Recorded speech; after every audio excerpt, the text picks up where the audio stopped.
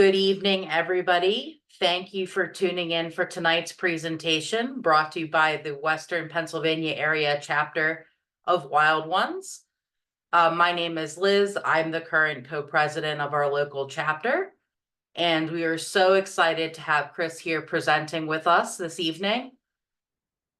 Before I introduce Chris, I wanted to remind everyone that our second annual symposium is on the 14th of March at Frick Environmental Center. There's more information about that on our website. And it's very appropriate timing as we first met Chris at our last symposium at Tree Pittsburgh last year. Chris is one of our board members for our local chapter and has done great things for the organization in the short time that we've known him. He owns his own landscaping company, Ecological Landscaping, called GaiaScape, and he'll tell you all about that shortly. Before that, Chris worked in healthcare, caring for people, and now he's focusing on earth care, which cares for all of us in the end, right? So without further ado, I'd like to introduce Chris Kosin.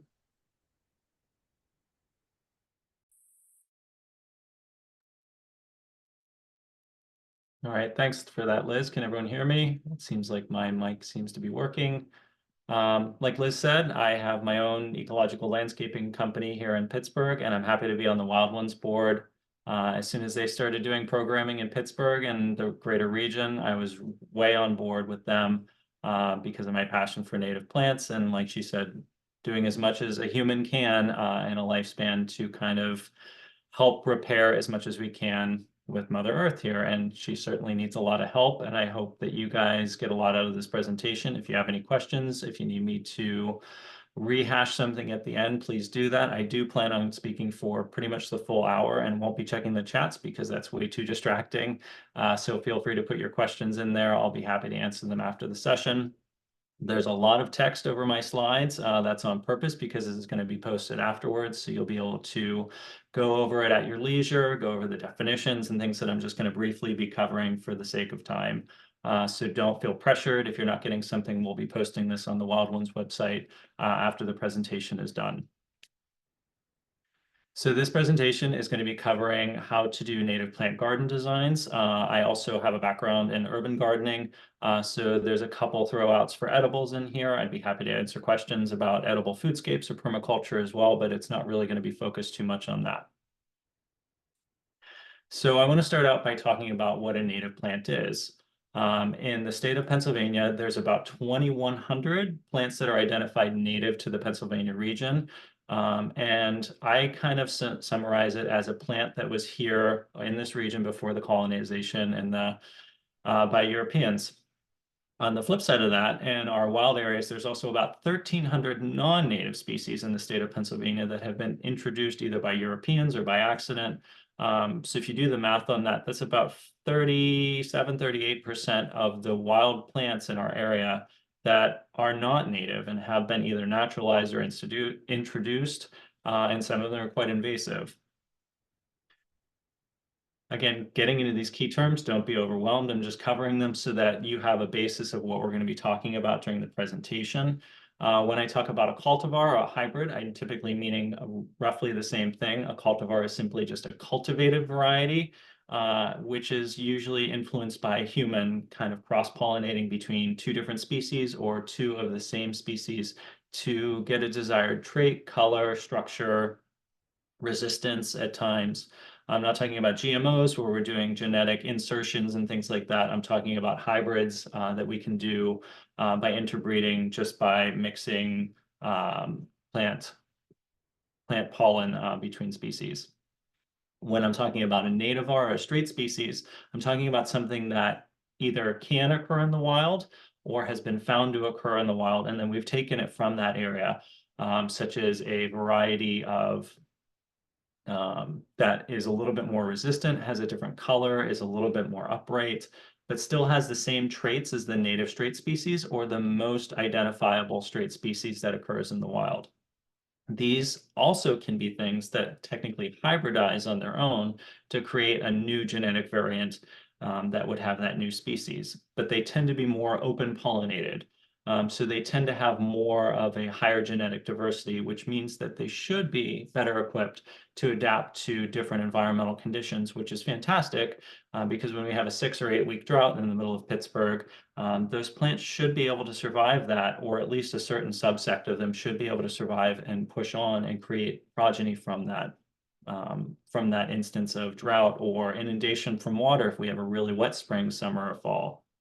Or if we have a really hot or cold winter, they should be able to have enough genetic diversity to survive that. And when we are talking about hybrids, getting into that a little bit more, when we're talking about something like an orange coneflower, if you go to a local nursery and you see they have, oh wow, they have orange or red coneflowers. I'm talking about using straight species and nativars over something like an orange or red coneflower because insects see things a little bit differently than we do. They see things with ultraviolet um, or infrared sometimes, and they actually can't see where to land on these flowers. There was a study done at Mount Cuba that suggests that pollinator species will go to certain flowers over others because they look like things that they've evolved with. And then when we get into things that are really beneficial for us as humans, such as like double cone flowers, when you go and they have these like really branching, really beautiful, intricate flowers to our eyes, the insects don't really know how to go in and pollinate that. They don't know how to go in and get the pollen or the nectar. So if you have something in your garden and you're not noticing that you're getting pollinators because you have a certain hybrid or cultivar, maybe try and go back to the straight species of the nativar because the species that you're trying to attract maybe can't recognize these things as native plants, which is a huge disconnect in the nursery industry and just the industry in general, which is why I'm trying to cover it in this class. When you're trying to learn about garden designs, I want to drive this point home first while you're still paying attention to me. Getting into why native plants are so important, other than that attracting species to your space, they also create a lot of ecological benefits for us. They, at the very basis, are what our entire food chain and existence is based on. Without them, without these native species and wildlife doing their thing, we would not have healthy soils. We would not have enough oxygen in the air. Even though the ocean is probably the #1 producer of oxygen for us, that ocean wouldn't be existing if it didn't have the balance of all these native species and plants on the land. And when you break down that chain of connection to the native species of wildlife and the native species of plants, it all really starts to unravel very quickly, as you can see in areas where an incredible amount of invasive species have been introduced. Those landscapes either become monoculture or very sterile, and there's not a whole lot going on in them. Whereas if you go to an area that's heavily managed or stewarded or has been repaired, you can notice a huge uptick in biodiversity and increase in species there. So I'm not talking necessarily about the human use here either, but there is a certain aesthetic appeal that I think people are starting to turn on to here. With native plants, they can be very beautiful and they can be just as diverse as some of the exotic species that you see in a nursery or in garden magazines. Excuse me. I think a lot of people are starting to turn on to this. That's why you see a lot more native plant authors and books and talks out there. There's a lot more conferences. There are a lot more native plant nurseries. There are a lot more organizations like Wild Ones and Audubon partnering up. And we're really lucky to have the resources we have in our area to kind of help with this huge problem that we have. Or I shouldn't say that as a judgmental thing to say that it's a problem. And in my opinion, it is a problem when you have 60 to 80 million acres of lawn when we could be turning some of that, even a fraction of that, into a native plant species to bring back some of these species that are at risk.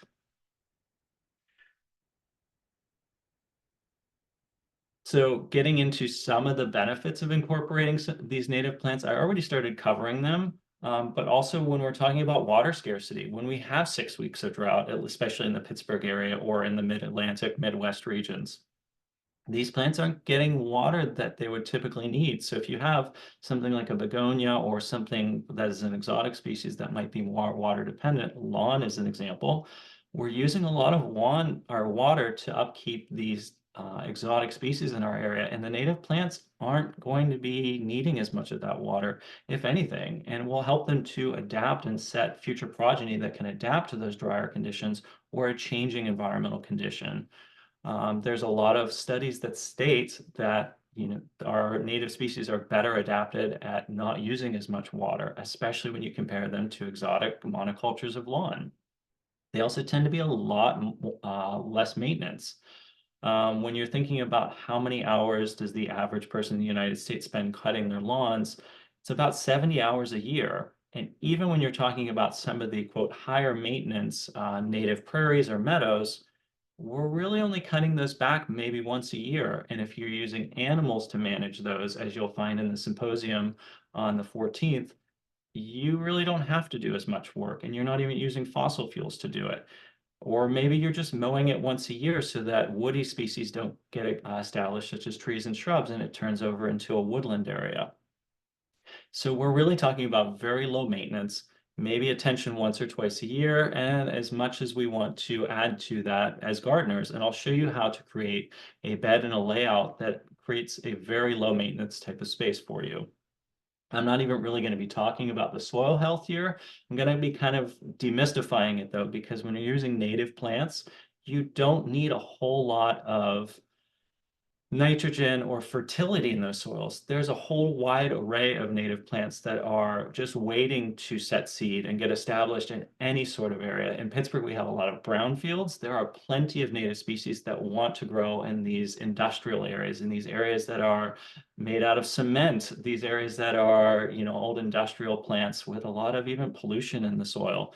And the first thing you notice when we used to go down to Hazelwood or something like that, is there's all these native species and occasionally, well, actually, probably primarily, invasive species also setting up shop because they like the disturbance in the soil. And they're the first ones to come in and start repairing that, attracting water and adding nutrition or soil health to that area. I've already kind of covered the drought resistance. The one other thing that I don't think we cover enough, even myself as a presenter or somebody who does this out in the community, we don't talk about the educational opportunities with native plants. When you start putting native plants and your yard looks a little bit more wild than your neighbors, it starts creating a little bit of a buzz or an awareness in the area, and people start asking questions. When you put a sign in your front yard and this is a pollinator habitat, and they're looking at something that maybe looks like a wild area or weeds, that might start a conversation, or that might create a little aha moment for somebody in their head to say, wow, maybe I can do that at home too. And when we're doing these native landscapes or ecological landscapes, or even edible landscapes, it's kind of on our stewardship to kind of do a little bit of outreach with our neighbors in our community to encourage them to do the same. That's what the approximately 25 million Native Americans were doing here before Europeans so-called discovered and colonized the Americas. They were stewarding the land. This was a food forest and a sustainable forest, not because it wasn't being managed, but because it was being stewarded by these people, and they had a great community around them that was taking the benefits from it without it dismantling the entire system as we're starting to see these populations decline in our area. So backing up some of the studies, I did not honestly read every single one of these from start to finish. But again, I wanted to put some of these out here just to say that this isn't Chris speaking from nothing or that these books aren't based on anything. There are a lot of universities and research labs out there doing studies. Mount Cuba Center in Delaware is doing a lot of studies that are focusing on native plants and bringing these native plants into our landscapes and making them more appealing to us, but also keeping the same structure and function so that they still have the same ecological function in our landscapes. So ways to incorporate native plants. I kind of categorize it in 2 or 3 different ways. The picture on the top right there, you can see there's a lot of open space. We just started establishing this space where we kind of sheet mulched it and put compost on the top and put some species in there. You can see there's an umbrella magnolia in the top right. That tree will get to be 25, 30 feet tall. It is only 2 or 3 feet tall there. We're preparing for the long-term existence of the species here because there's also some shade plants that are going to be around the corner from them too. And we put the squash in the front simply to cover the soil. That's an annual crop that'll be coming in and going away, as you'll see in later slides. there's a lot of open area there for planting or interplanting of other species that'll kind of come in, create a canopy over the soil and shade out anything that's going to be allowing weed seeds to germinate in the base soil. And I'll even show you or tell you how to create a base soil that is relatively free of weed seeds to make it a heck of a lot less maintenance. It's a really good way to kind of phase out an existing garden. So say you have a typical landscape now where you have kind of shrub, shrub, shrub, shrub, and it's just kind of planted around. You can kind of start interplanting these native species, and they take about a year or two to really start coming online and really completing a life cycle. You can see the yarrow in the center of that picture there. It's just kind of scrappy and falling over, but those flowers there will all set seed, and you'll have little baby yarrows springing up way up in the edge of that squash plants because that's how these seeds want to disperse. And it's a great starting point to turn over a landscape. On the bottom left there, you see tree species planted in a field. I did not find a great stock image here. So this, I believe, are royal ferns underneath that, which could be a native species to that area. But I wanted to get you the idea of when we see a knotweed field or a very invasive field when we're driving around the city parks or in a park area, this is why they're doing that sort of thing. Those canopy trees are going to go up over top of everything, shade out the invasives underneath and kind of take away their energy so they start to diminish over time. And this is how some of the DCNR and park properties are starting to manage things like knotweed or the heavily invasive areas, where you slowly let these species decline, where maybe in 10 years when the canopy fills in, that knotweed won't be as tall and flopping over. I don't know that they'll ever get rid of it, but it's a good start and it's certainly a way to combat and maybe go back in later on and start putting in some perennial species towards the ground layer. When I'm talking about like the third method, this would be something when you're trying to establish a completely new area. So for a lawn or weedy bed or Yeah, something you you're weren't just drinking. starting to start over, you would go into the area and you would cut it back as much as you can. Really? And then you would put cardboard on top of it. Anything that that area would abut, you would dig an edge around, say, your driveway or your sidewalk, or if it abuts gravel or grass, you would create like a little moat around it about 2 to 4 inches, and you would take all of that plant matter and just flip it up into an area that you're going to cover with cardboard. You put it 2, 3 feet into the existing bed. Once the cardboard starts breaking everything down, it'll decompose. You'll forget that you even did it. But this helps creating a boundary between the two mediums. If you have grass and a mulch bed, what ends up wanting to happen is the mulch gets into the grass and the grass gets into the mulch. And this buys you about a year or two before the two really start to get into each other. And hopefully by that time you have plant species that are going to kind of do that work and hold the mulch in for you and battle the grass back. So placing the cardboard on top, you want to overlap on the edges about 2 to 6 inches so that there's no gaps. Plant species are smarter than us when we're trying to do this. They will try and find their way through the cracks, which is why I suggest putting like a little moat or a break when you're putting it up against concrete, because the grass and the sod or whatever you're trying to cover up will grow around that edge. I will say that things like dandelions or violets will grow up through this method. If you have onion grass in your turf or in your beds, that will continue to come up because they're a bulb. You can't choke those out necessarily. And it's much easier to dig those out later on than it is to get a sod cutter and remove all the soil or use chemicals, or you could use solarization, but that also takes 4 to 6 weeks for the first treatment, and then 2 weeks, and then 4 to 6 weeks for the next treatment. So this is a very easy, direct way to do this if you have access to the materials and can afford them. On top of that cardboard, I kind of divert into 1 or 2 different lines of thinking to get you to have 3 inches of soil medium on top of that cardboard. If you're choosing the edible route, I tell my clients to use compost, which we source locally from AgriCycle, or if you're in the South Hills of Pittsburgh, Wood Waste is another great composting operation where you're getting hot baked compost that doesn't have any weed seeds in it. The alternative to that is also mushroom manure, but when you're using edibles, the mushroom manure doesn't have the same fungal mycorrhizal networks in it. It doesn't have the same active soil life in it, and it tends to be higher in salts and things like that, which you can get away with with perennial beds, but not in edible beds. I'm going to take a sip here because I feel like this is the part when the presentation, when I start losing people. I'll give you a second to digest all of that. So again, if we're doing an edible bed, I usually use about 3 inches of pure compost on top of the cardboard. And then if we're using perennial beds, or if we're planting trees and shrubs primarily, I will use either just an inch of mush manure. Another reason. I don't know if it's. And then 2 inches of card or mulch on top of that.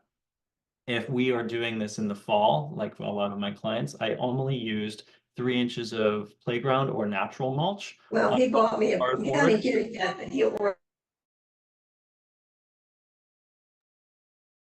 So I would use 3 inches of mulch on top of that cardboard, and it would break down over the winter for me so that it's ready and fresh to plant in the spring. Whereas if I'm doing this in the spring, I would use the mushroom manure and then 2 inches of mulch on top of that. And I recommend using playground mulch or natural mulch because those don't have any dyes. They don't have any chemicals. Sometimes you can get what's called arborist wood chips from an arborist, which are thicker, bulkier pieces of mulch that aren't going to run in the rain or blow around in the wind as much. And they take about 2 or 3 years to really start breaking down. And as they break down, because they don't have dyes and chemicals and don't smother everything underneath completely, they will help add to the soil rather than take away or smother out that soil. And the nice thing about using this method is you can plant into that new medium that day. So if you have a 3-inch plug, which I will show you, or a 5-inch plug that I'll show you later on in the presentation, you can actually plant that plug right down into the soil medium, and it's going to be right about that cardboard and have plenty of soil to grow out into. Or if it's in the fall and you've let all that mulch kind of break down in the cardboard on top or underneath that, the plugs will then find that base native soil and grow out and send out roots for you and be really happy and underneath all of that mulch, because the mulch helps to not allow weed seeds to germinate. It helps to tuck them in and create a buffer around them so that the moisture stays there. And it also doesn't bake the roots, so that if it's a 90-degree day, the roots aren't getting that full sun because there's a lot of air pockets in that mulch. If you're using trees and shrubs, you simply cut out a hole around where the tree or shrub is going to go, take that cardboard out, toss it under another section, or recycle it. And then any of that subsoil that you have underneath, you do not want to put that on top of your beds. That needs to be buried or discarded in another area of your yard where you have native soil still, because all of that native soil is full of weed seeds that are just waiting to germinate in the sunlight above the mulch and everything that you put up. And then when you're done planting the tree or shrub, I try to put a little bit of the soil medium back around the base of the tree and then hug the mulch right around the base of the tree without doing any kind of volcano mulching. You want the root crown or the root flare right at the mulch level at the top of the tree or shrub, where the tree root starts to flare out. If you do any kind of volcano mulching or mulch up against the base of a woody plant, that's when you have a lot of diseases and things popping up around your plants. And you see that with a lot of older houses or parks where they would volcano mulch, and then the roots get in there, and then the tree gets diseased and starts dying out later on. So this kind of gives you an idea of what I do in my client spaces, kind of what this would look like in real time. This project in Swickley, you can see the AC units up there on the left. I did use a little bit of edging around there. So all of that material is kind of up in the beds up against the house and further on in the picture, as well as the grass that I took out of that section between this property and the neighbor's property, as well as the fence. So that buys the client a lot of time to separate those mediums where the grass isn't growing into the mulch immediately or growing up around the edges. And like I said, you simply toss it up underneath the sod there if you need to, and it'll decompose. Any kind of hills or bumps will kind of figure themselves out over time, and you can plant into that relatively immediately, or actually that day.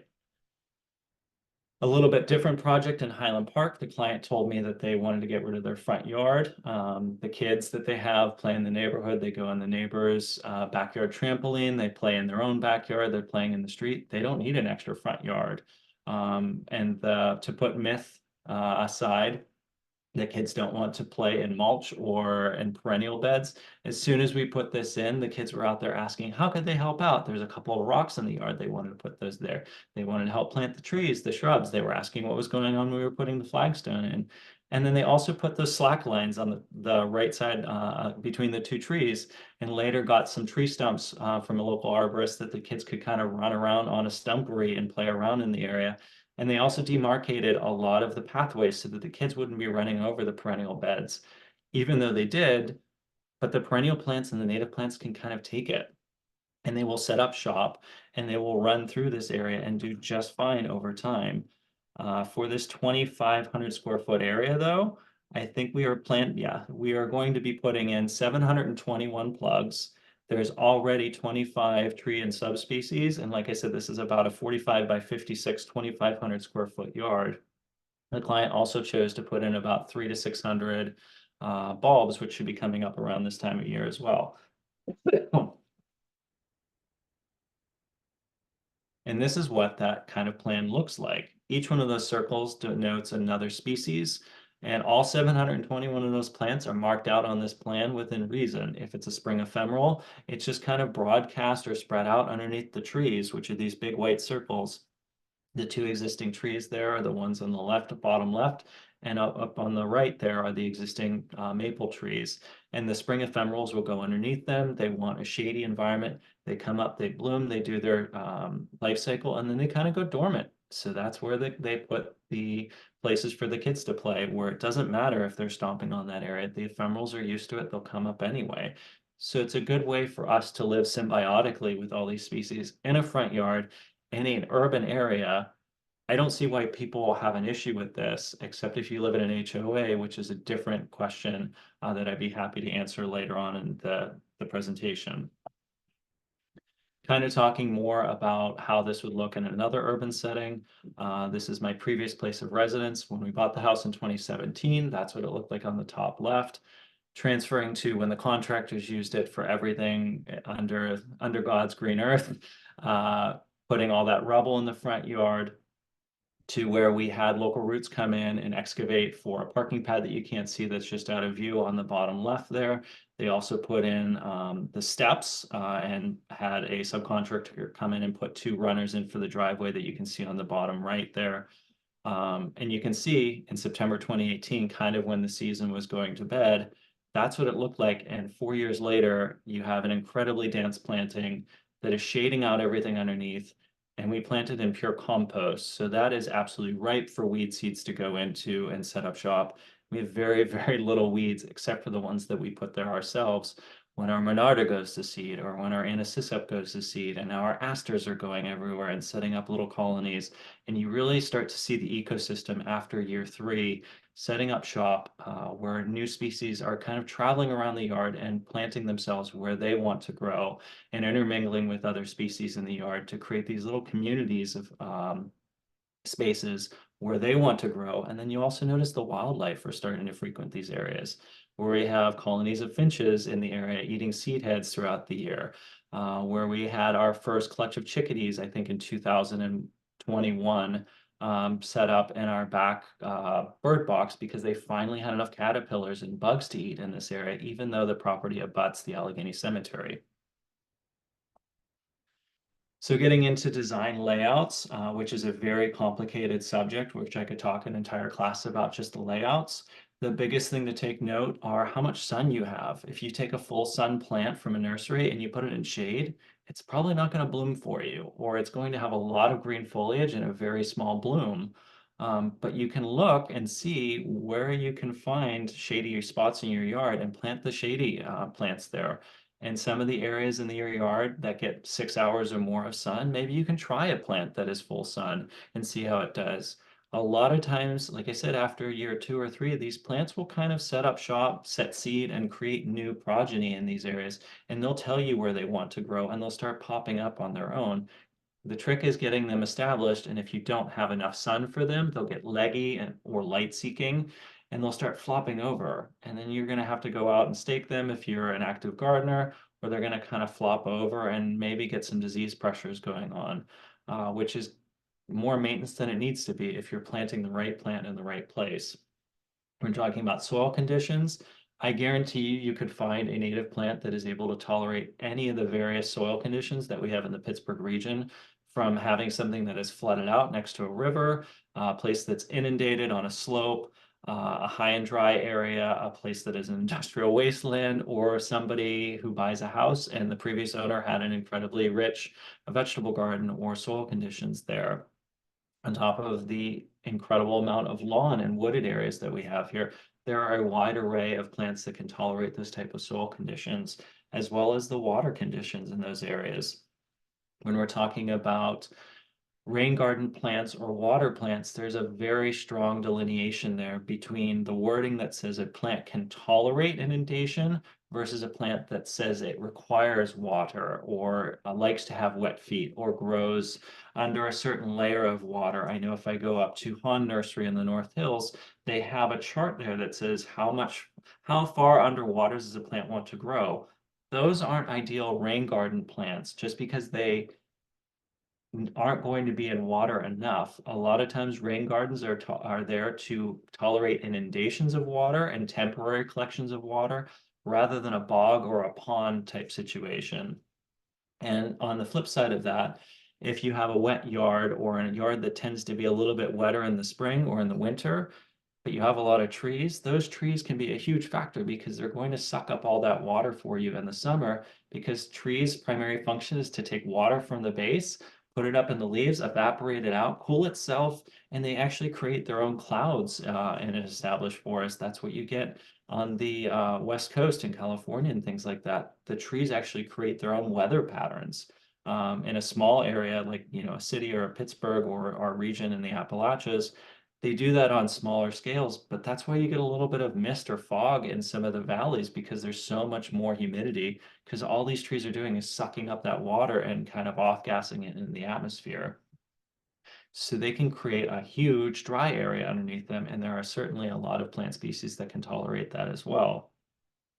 I talked a lot about what these species are, where they create communities or zones, as I call them with my clients. Where they form like a symbiotic relationship with each other. They all tolerate the same growing conditions and kind of support each other. Sometimes you have a plant that blooms in the spring, dries out and gets kind of woody, and it supports some of the sister plants that come up later in the summer, so you don't have to stake them. So if you have something like a spring ephemeral coming up, it may leave, say, like a columbine.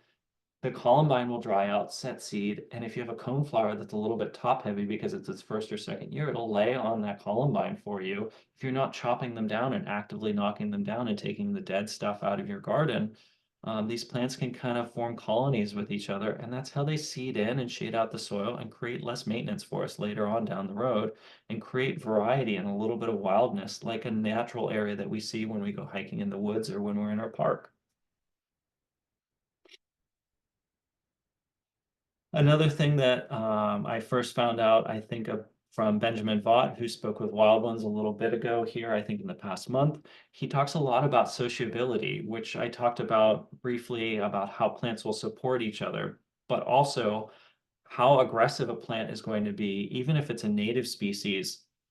They like to find disturbance. They like to get into an area and colonize that area. If you plant an anisisop in your area and it has a lot of bare soil, say the compost we set up in my previous yard, it's going to set seed like crazy that first year. Sure, the birds are going to get in there. The finches are going to love the seeds. A lot of other bird species are going to get in there and love the seeds, but they produce so many that they're going to litter the area around them and create an incredible amount of new seedlings for you that next year or even later on in that summer or fall, because they're just so aggressive. They're wonderful plants, but they're kind of thugs. Same thing with black-eyed Susans, which is a plant that people are a little bit more familiar with, Rudbeckia. They are beautiful, but each one of those little brown seed heads has hundreds of seeds in it, and those seeds germinate very readily. Even though the birds eat them and love them, they'll kind of move themselves around the yard. And not only that, the base of them bulks up very quickly to the point where they start sending out little runners out of their basal foliage and creating a colony around themselves. So they bulk up into the base, they flop over, set their seeds, and they kind of form a very dense colony after just a very short time of 2 or 3 years. But if you plant that next to an anacissus, they're going to kind of out-compete each other or compete with each other and keep each other in check. Same thing with running varieties. Like if you have a Monarda species, they grow out through rhizomes. Same thing with some of the Solidago or the goldenrod species. They send out rhizomes. And lo and behold, if you plant the two species together, you get a mix of the two and they bloom at different times. They support each other and they don't compete for the same resources because they're natives and they don't need a whole lot of nutrients from the soil or a whole lot of water. There are certain species of Monarda that tolerate more water and tolerate more drought. But that's when you're paying attention to plant labels or talking to people at nurseries or talking to landscapers or designers or looking online resources that I'll list later on of some of these species that can tolerate different soil conditions and water conditions. I think I talked plenty about cultivars and straight species at this point. The take-home point here is I really want people to start rethinking how they think about plant spacing, how plants kind of mesh together and form communities, because we're not talking about bedding plants or a traditional English garden where everything is very structured and rigid and have incredible maintenance when you're going out there and clipping your boxwoods bad. I'm not judging. I'm not saying there's anything wrong with that is if that's your aesthetic, but it is a lot of maintenance and there's not a lot of ecological benefit to that. And you're using a lot of work to maintain that structure and function. Whereas if you let go and kind of just sit back and focus on what you're doing, and how native species and wild areas perform or thrive, you don't ever see plants just existing one here, one here, one here, one here, kind of in a grid. They grow together, they intermingle, and they support each other, which is what I'm trying to tell people to do when I speak or when I do a client consultation or when I'm hiking in the woods. These are things I'm paying attention to. Make a dense planting. So this is another example of some of the design I'm doing. This is a very sloped front yard in the North Hills of Pittsburgh, where I believe, 1,300 square feet. We're doing about 450 plants there, and each one of those larger circles is a woody variety of trees and shrubs. So some of them are dogwoods, which are going to take over a large bit of the area, hold the soil for us. The Fothergilla, the bayberry, they're going to form colonies for us, as well as some of those aggressive species. You'll see in there that I have Rudbeckia or brown-eyed Susans. Those are going to set seeds and hold that soil for us. If you get in there and you see beard tongue, that will be an opportunistic plant that'll kind of set seed. The idea is we're using the plants to hold the soil for us to create as much density and hold as much of that hillside back without having to mow it, without having to climb all over it, without having to weed it. These plants are there so that they kind of spread out and do things for us so that we have less maintenance, more joy, more habitat, and more ecological functions in these kind of forgotten areas that people are just maintaining and mowing for not a whole lot of joy or function. Another thing that I focus on with my clients that I have not talked about at length are microclimates. Each yard will have a section of the yard, even in a small area, in an urban area, you have built out areas. So you maybe have a building next to you which gets shade in the morning or the evening or complete shade. That area tends to be a lot cooler. Maybe it's not getting baked by the sun, so it's a little bit moist or more moist than other areas of your yard. Or if you have a concrete or masonry structure next to you, that's going to soak up a lot of heat if it's in full sun every day. And you can grow things that are a lot more heat tolerant. You can even zone push a little bit if you're trying to grow things maybe from a zone 7A, even though we're in a 6A or 6B in the Pittsburgh region. You can kind of push those zones a little bit and get something that's going to grow differently in that area, even though it's a little bit outside of our ecoregion or a little bit southeast or southwest from our ecoregion where those native species are found. You can kind of trick them into growing a little bit differently if you're having trouble getting things established in that area. This picture shows lavender, which obviously is a Mediterranean plant. It's not native to Pennsylvania in any way, shape, or form. But if you start thinking about where plants want to grow is the idea here, and think about where they might benefit or have the most benefit in the yard or be most exposed, or if you're trying to grow rosemary in a vegetable garden or an herb garden, putting them in next to that wall where they're going to get all that reflected heat, where the soil is going to be drier and they're going to be protected from the cold winter winds, which tend to kill them off. You can think a little bit more like a plant and what's going to happen in each one of these microclimates, and find species that will tolerate these areas and a lot of times thrive in these areas. When we have topography, if you're on the low part of the yard, those areas tend to be cooler, to the point where maybe frost sets in a little bit sooner down there or a little earlier down there, as opposed to the top part of a yard that's in full sun, where it's going to stay warmer throughout the year. And maybe you can even do a different type of plant there that is going to bloom an extra time for you. Thinking about how these areas are going to perform in your yard is kind of a trial and error in everybody's yard. I can go in and guess, but it doesn't mean that it's going to go that way. And that's really the joy of gardening and kind of observing and meditating in these spaces and stewarding these spaces, is kind of having fun with what works in each one of these areas. I've organized a couple different types of gardens here to talk about these different communities or zones as I try to group them together. Starting out with demystifying what a pollinator garden is. It's a very, very broad term that's used in so many different types of plantings. You can have annual plantings, or you can have trees that could be pollinator gardens. Really, they're just meant to be species of plants that are pollinating throughout the year, from the early spring times that we're having in February here, all the way through, let's say, Thanksgiving or Christmas, where we're starting to get really into that deep cold.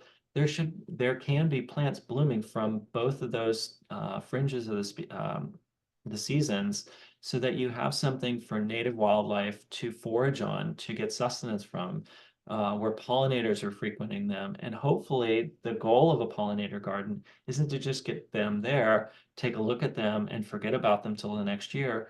Creating a space for them to set up habitat and live and thrive and reproduce should be the goal of a pollinator garden, not just a Instagram worthy garden that you take a picture of and see your bee species and then they're gone. You should be creating these ecological rich habitats that allow these plant or species to come in and have a life there. It's basically like making bee hotels or bee condominiums. This is a space where maybe you're putting in a lot more native grass species and things that create a matrix underneath, where the grass species are going to be popping up throughout the year and attracting different types of beetles, and fireflies love to create habitat and reproduce amongst grasses before, I believe, they go into the soil and live out part of their lifespan in the soil. Rain garden, I've already talked about this a bit.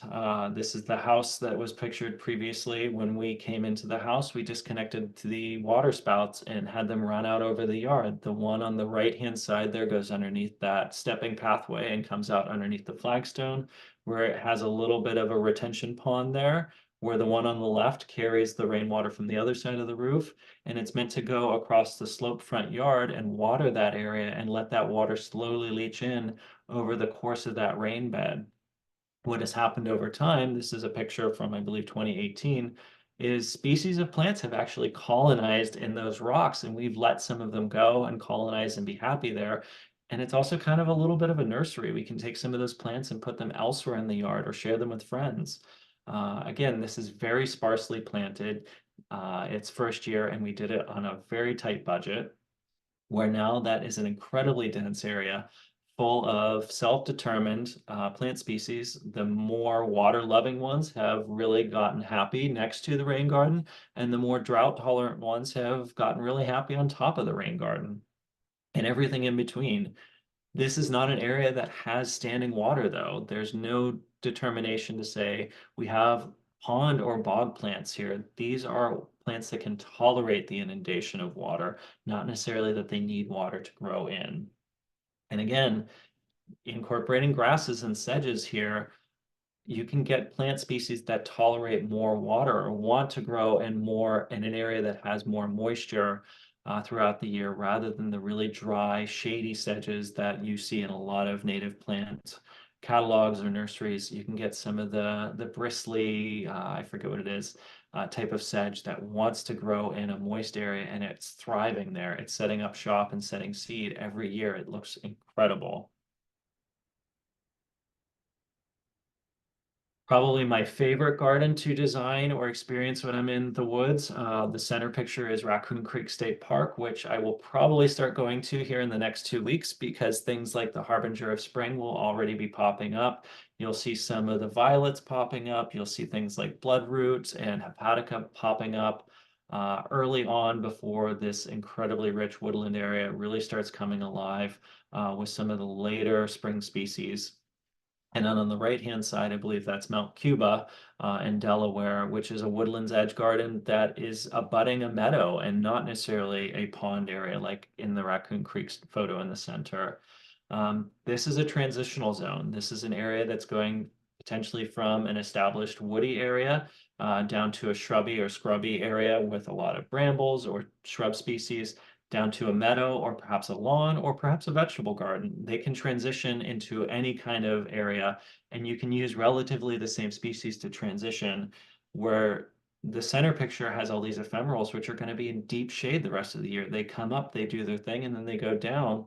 And things like baneberry and a lot of the other species that you see in the back there, I believe those are buckeye species that are little seedlings coming up in some of that area, can tolerate the shade of full summer canopy trees. Where on the right, it's transitioning over into a meadow, and you're doing some of the meadow or pollinator garden plantings into that. And it's just an open area after that, or a relatively open area with different height varying plants with varying heights. This is also an area where you can get it to bloom from very, very early spring to very, very late fall, and even sometimes even into winter. Some of these aster species will bloom throughout the first snowstorms almost. It is an incredibly ecologically rich habitat where there are a lot of birds, there are a lot of animals, there's snakes. Sorry, I know some people are triggered by that. But yeah, they are a wonderful species to have because the snakes will go in and start taking care of some of the slugs, taking care of some of the voles for you, the mice that might be in our urban environments or around humans or garbage cans and things like that.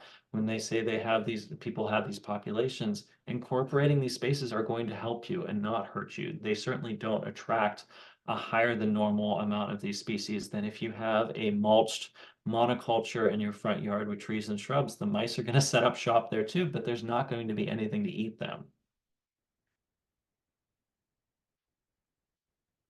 Getting into a meadow garden here, the bottom left and the center picture are all both of Jennings Environmental Center north of the city of Pittsburgh. And on the right-hand side, it was that same garden that I showed you early on with the squash species. And this is what it looked like after its second year when it started really growing in. You can see the Monarda, you can see the sunflower, the native sunflowers in the background there, as well as some milkweed species and a couple other species that I can't identify at the present.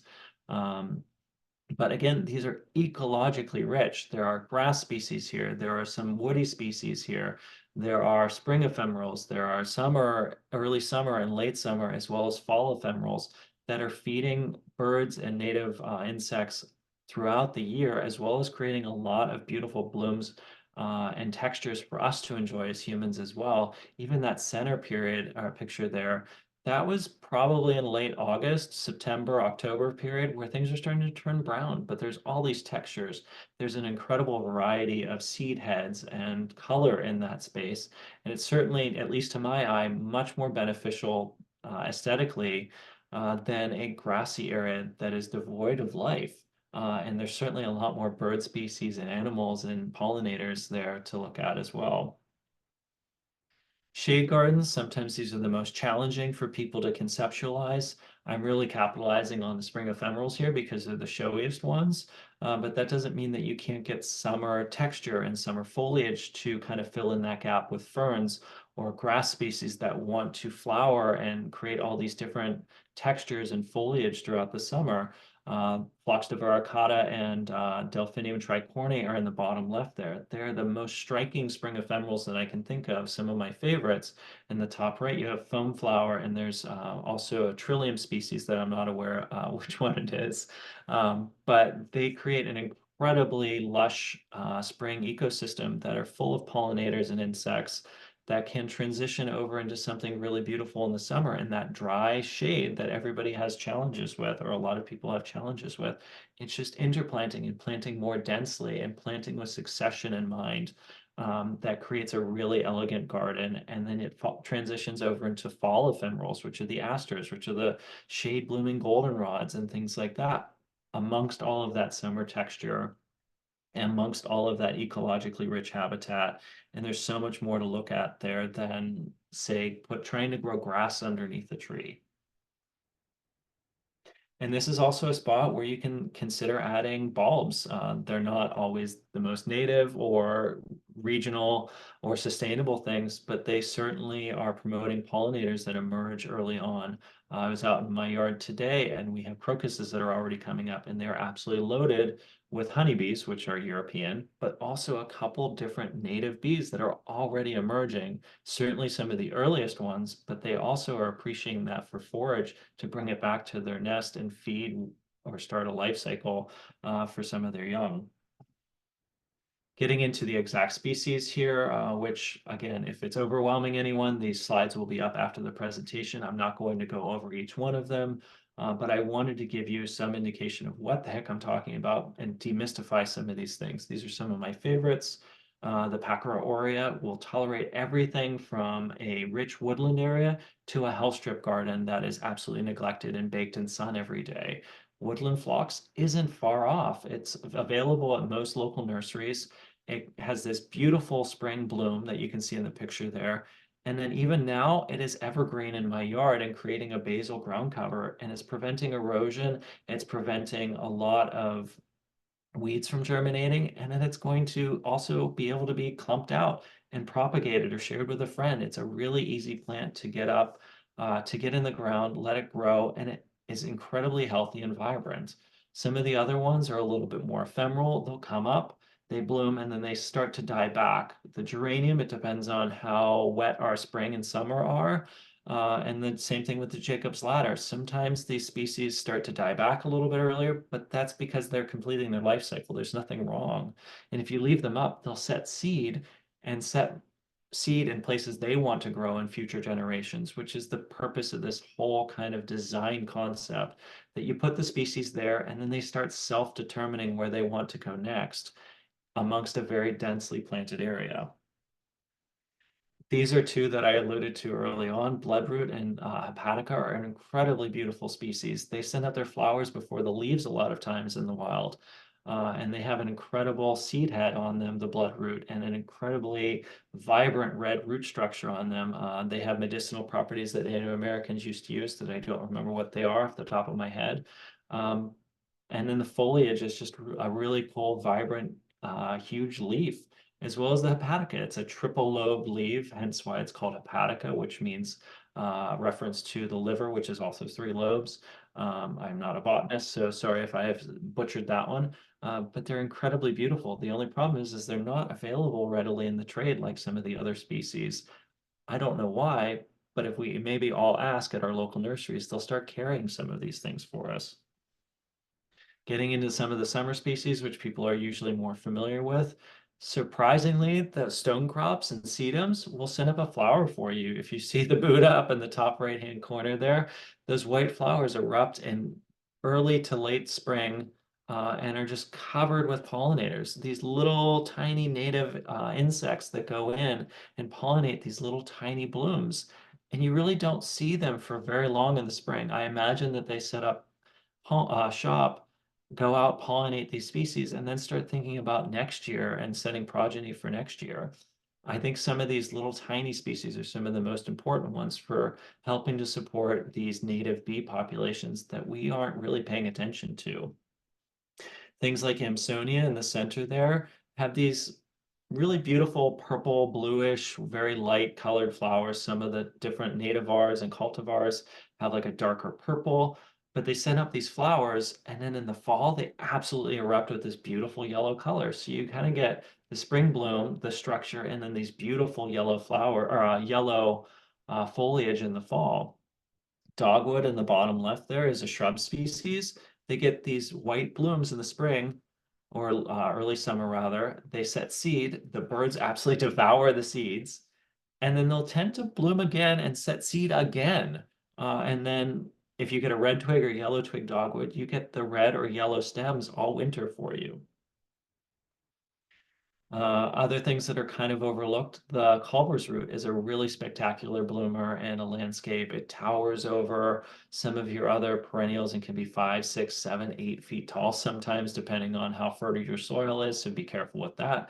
But it's really striking and is absolutely covered in pollinators. Almost a contender for the other picture there, which is Monarda, which comes in many different species that bloom at many different times and can tolerate a wide array of soil structures and moisture. Getting into summer, note the Joe Pye weed in the center. This is Eupatorium purpureum, which will bloom a lot earlier than the dubium, which is on the next slide when we start talking about autumn. These are typically thought to be autumn species that bloom, but they're really blooming in late summer as far as ecological clocks are concerned and as far as the sunlight is concerned.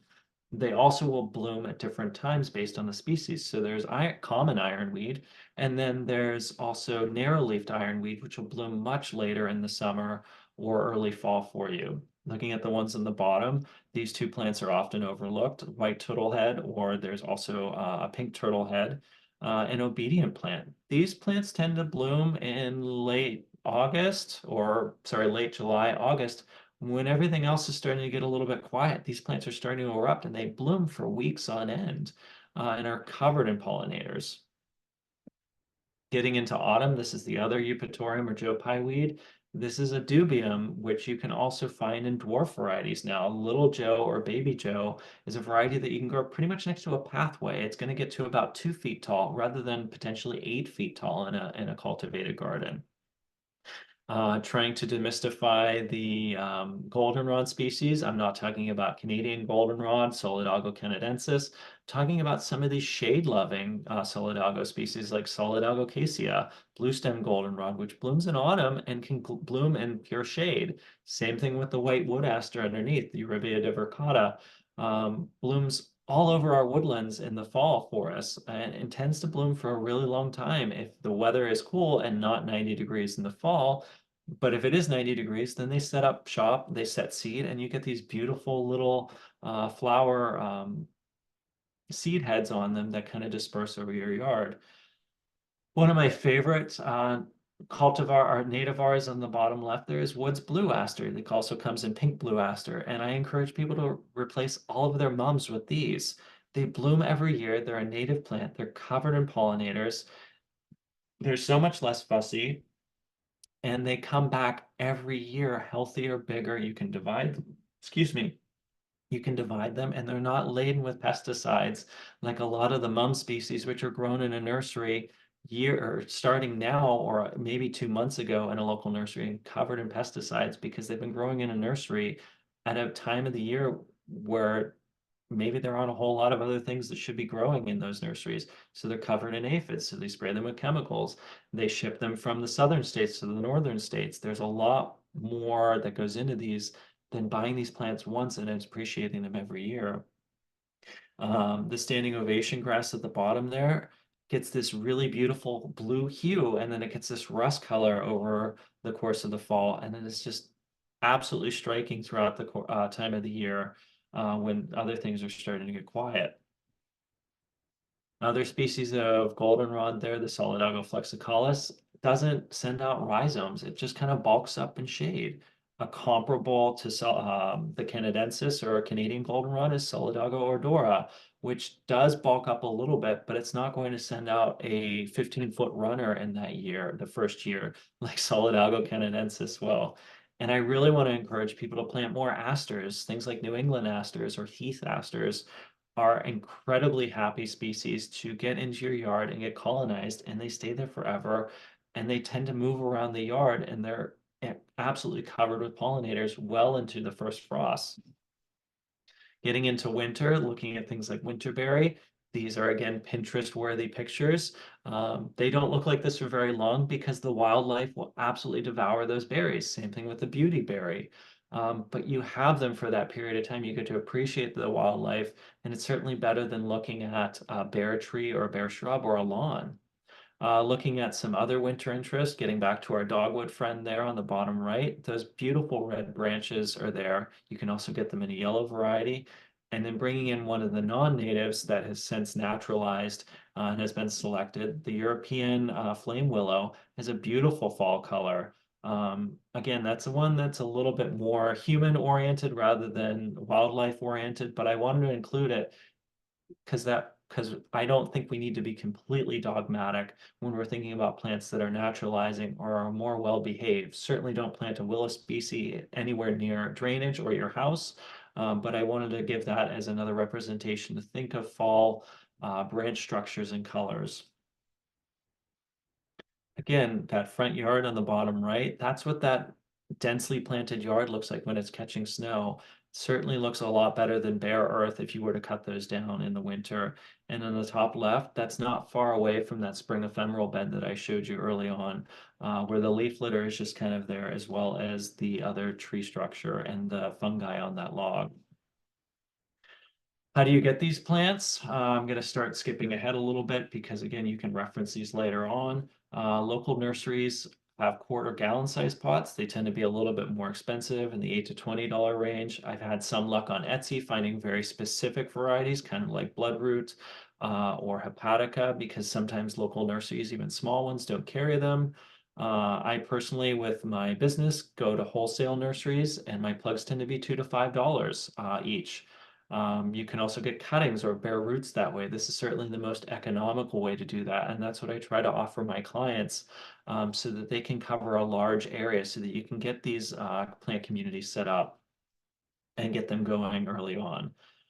Places in the Pittsburgh area, Grow Pittsburgh and Phipps are having a seed exchange March 2nd at the main branch of the Carnegie Library in Oakland. Phipps's main market is usually one of the first 2 weekends in May. They did not have the date posted on the website.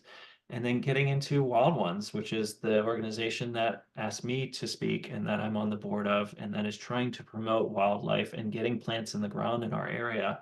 Our annual plant sale is June 15th. That's at the Allegheny Riverfront Park in Aspinwall.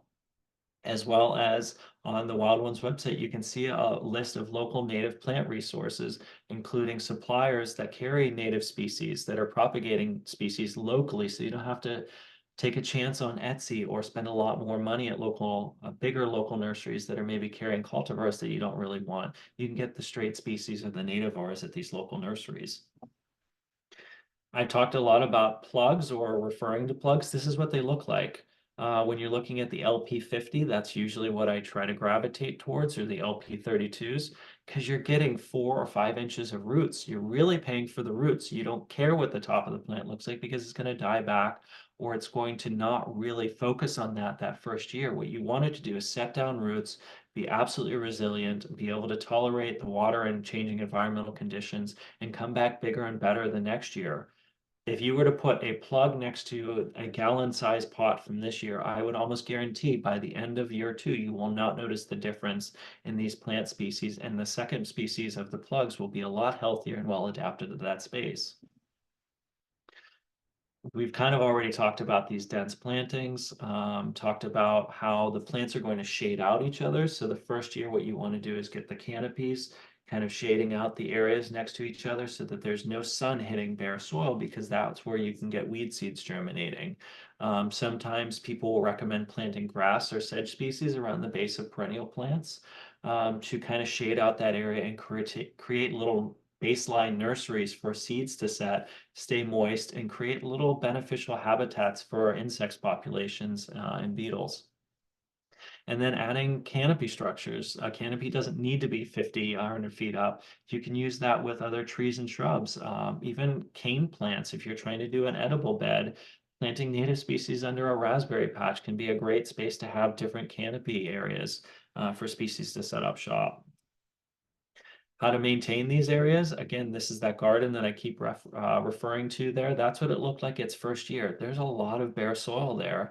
And by the end of the next year, I would say 80% of that bare soil was covered up because some of those plants seeded in or bulked up. How to take care of them? The first 2 weeks are the most critical. If we're not getting rains or cycles of rain, you have to be out there every day or every other day watering these plants. And if we have a drought in the middle of summer, forget it. You have to be out there every day watering these plants. But that's only the first year. After these plants start bulking up, and even in that first year, and show you that they're alive, show you that they're sending out new leaves and that their roots are established, then you can start backing off on the watering. And by the second year, you're not having to water them at all. That's not to say that trees and shrubs won't require that. For the first 2 years, you really have to pay attention to them and water them every week and make sure that they're getting the required water. But if you're using smaller tree species like ones you would get from Tree Pittsburgh, which are in a gallon-sized pot and are only, let's say, 2 or 3 feet tall, rather than an 8 or 10 foot specimen from a local nursery that you're paying hundreds of dollars for, those trees don't have a whole lot of vascular networks. They're not needing a whole lot of water, and they're sending out their roots instantly. They're not taken from a big plant nursery. Their roots are cut off, their tops are cut off, and they're put in ball and burlap to sit on a nursery floor for a month or two before you buy them and getting stressed out. They're cared for in that little pot. They're not even root bound most of the time. And you're putting them in the ground and they hit the ground running. They have so much more resiliency if you get a smaller plant and wait for it to grow. And again, after about 3 years, you really won't know the difference, because when you put a smaller specimen in the ground, it's going to hit the ground running and you're not going to have to care for it as much. After year 3, this is a good example here of the same yard. Again, it's not an aerial view. Sorry, we only had a drone that first year. But you can see the amount of plant matter that is there. Our neighbors were getting plants all the time. I would divide them. I would even compost them, because at some point in time, I don't need any more black-eyed Susans, or I don't need any more Anasis up, or I was harvesting them for medicine or to make teas and things like that out of. After year 3, your trees and shrub species will start setting up shop and having canopy and shading out some of the species underneath. Maintenance, I'll show you this on a future slide about how to cut back. I usually wait until soil temperatures are at least 50 degrees. Again, soil temperatures at 50 degrees, not 50 degrees and comfortable for us, 50 degrees and comfortable for the plants. Because if you're cutting back the tops of plants, there are some hormonal actions that happen in the plants. And if the soil isn't warm enough, you can trigger the plant to break dormancy before it's ready. And when you cut it back, you're cutting it back to 18 inches, as I'll show you on a future slide. So again, when you're cutting it back, the reason why you do this to 18 inches is because all those native species that you're trying to attract want to lay their eggs on last year's dead stems. So if you have an echinacea like showed in this diagram, it's going to bloom last year, dies back, and you get these stems that overwinter until, say, soil temperatures in April are 50 degrees and you're ready to cut them back. I usually just put that soil or that plant material, that debris, right at the base of the plant, and I cut them back to about 18 inches. These native mason bees or pollinators are out buzzing about, completing their life cycle. They say, oh, wow, there's these hollow stems. I can lay my eggs in them. They lay their eggs in them. That year's species dies. And then if you leave those stems until the following year, the new species will hatch out of them. This is what I'm talking about creating habitat for these pollinators, rather than just appreciating them there while they're on the blooms. If you cut back your stems this way, you have a better chance of these species setting up shop and creating habitat and lifespan in your landscape.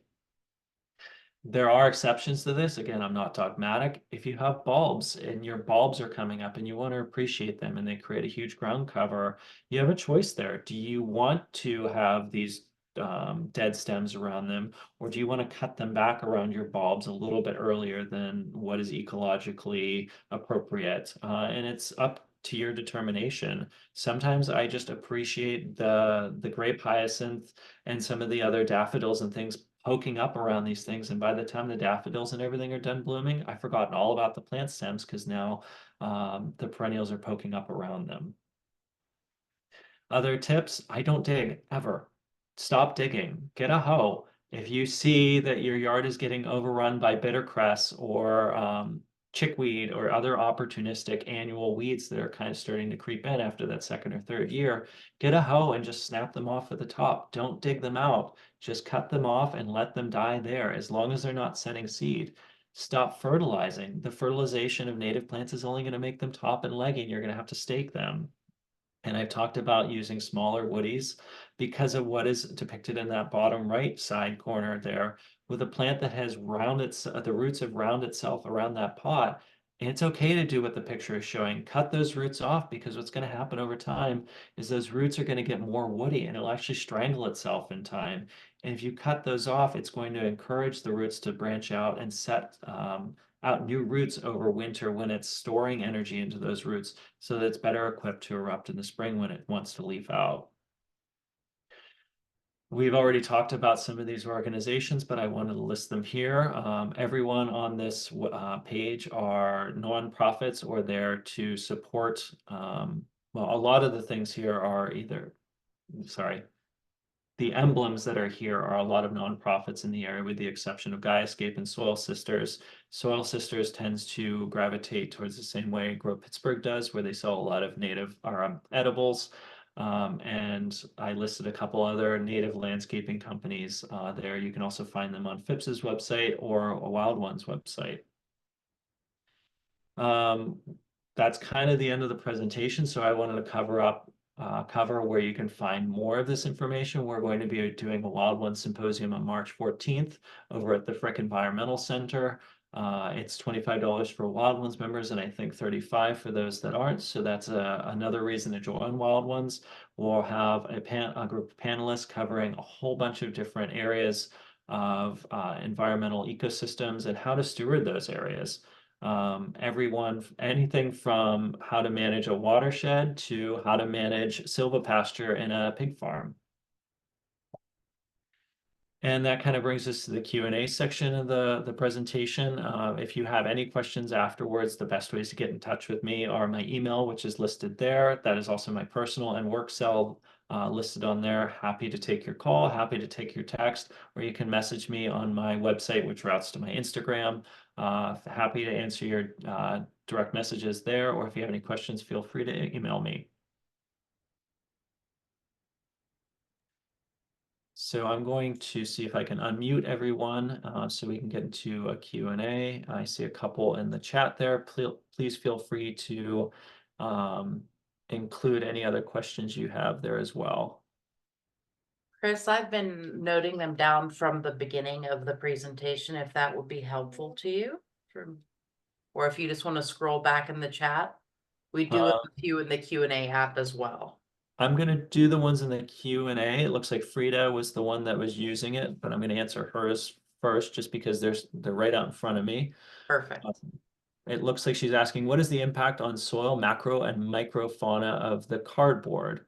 So any research that I've read talking about any of the chemicals or things that are in cardboard, when you're growing food, you have to pay attention that there's no kind of glue or adhesives in there. I certainly remove all the tape and the stickers. The best way to do that is to leave it out in the rain, and then they come right off. But any kind of research that I'm seeing, the only thing that I notice is that it will kind of smother out some of that native soil, and you can kind of get a die off of some of those fungal networks and bacteria that are in the native soil. But I'm assuming that most of the time there's not a whole lot going on in that soil anyway. So I think that it's worth the benefit later on. I hope that answers your question.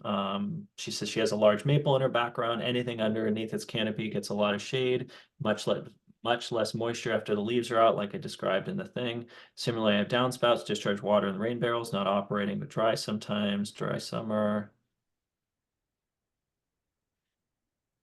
So again, looking at things that want to grow in dry shade, if you look in our parks or some of our DCNR properties or some of our state parks, what's growing in our dry shade, which is most of our woodlands, are these summer plants, these ferns. They are things that are going to bloom in the fall for you. Things like those goldenrod varieties, like I said, ferns, shrubs, creating different types of habitat structures there will actually help shade that area out. Leaving your leaves there will help enrich the soil and create more carbon in the soil, which is going to attract more water later on and create more insect life and beetles in there that are going to aerate that soil, make it less compacted, and allow water to penetrate that soil more. this isn't a simple fix. This is something that's going to take a long time to do. Getting in there and aerating your soil around the tree roots is not necessarily the most beneficial thing you can do, and it can actually damage some of the tree roots and suffocate your tree, ironically enough. Planting other ephemeral species like the species that I had listed in the spring ones will help kind of open that area up to more drainage and other species that may take hold. Let's look back in the chat as far as I can go here. I have them all written down if that's helpful, Chris. Oh, do you want to ask them? Sure. Okay. Would you like to stop sharing the presentation so we can see everyone's lovely faces? Sure. So the very first question was, what are some of your favorite examples of healthy ecosystems that are visitable by the public? I would love to tour and observe more biodiverse and healthy, stable systems in our area. From Melinda.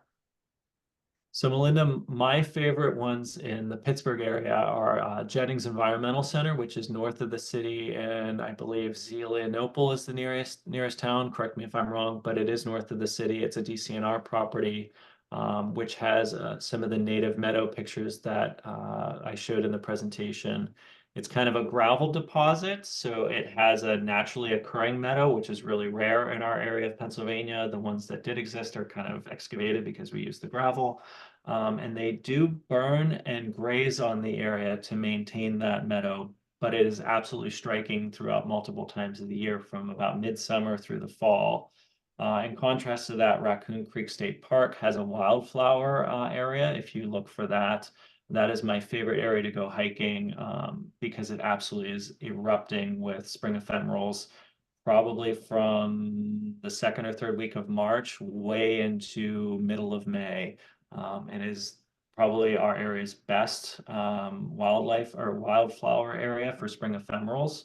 And there's a very specific area called the wildflower meadow or zone that they call it. Another one is Beach View, which is an Audubon property near Hartwood Acres in the North Hills of Pittsburgh. Also has some really beautiful areas that they're starting to rewild and is absolutely probably starting to bloom with spice bush now and has some really dense populations of that, which is a really diminutive flower. Hey, in Chris, that area. that's beech wood. Thank you. Beechwood. The next question is, what are some of your favorite native shrub species to use in landscaping that support pollinators? Any evergreen? From Sam. So one of the ones that I discovered that is not necessarily originally from our area is Lakothawee, which has a really beautiful white bloom in the early summer and then stays evergreen and has variegated foliage. There's actually one that's growing in Frick Park that I pretty much guarantee that somebody put it there at some point in time, but it's holding up strong in a wild area. It's very deer resistant. Another one is if you get the native holly tree, that's also another evergreen, but you need two of them. You need a male and female to cross-pollinate so you get the berries, which the birds absolutely love. And then Myrica pennsylvanica, bayberry is another one that's semi-evergreen, but tends to lose its leaves if we get temperatures below, let's say 10 degrees, is another one that has really beautiful, like white berries during the winter, and they tend to hold on, and the birds tend to ration them out a little bit more than, say, winterberry, which those red berries get devoured up by, let's say, early January in my experience. All right. Our next question was about one of your earlier slides. I think it had two different plantings being established. It just asked what it was the tree behind the squash in the early planting that they weren't aware of any trees that were suitable for next to a wall. So that is a wall on public property. It's one of the cemeteries in Lawrenceville. It wouldn't be something that I can guarantee is great next to a house foundation.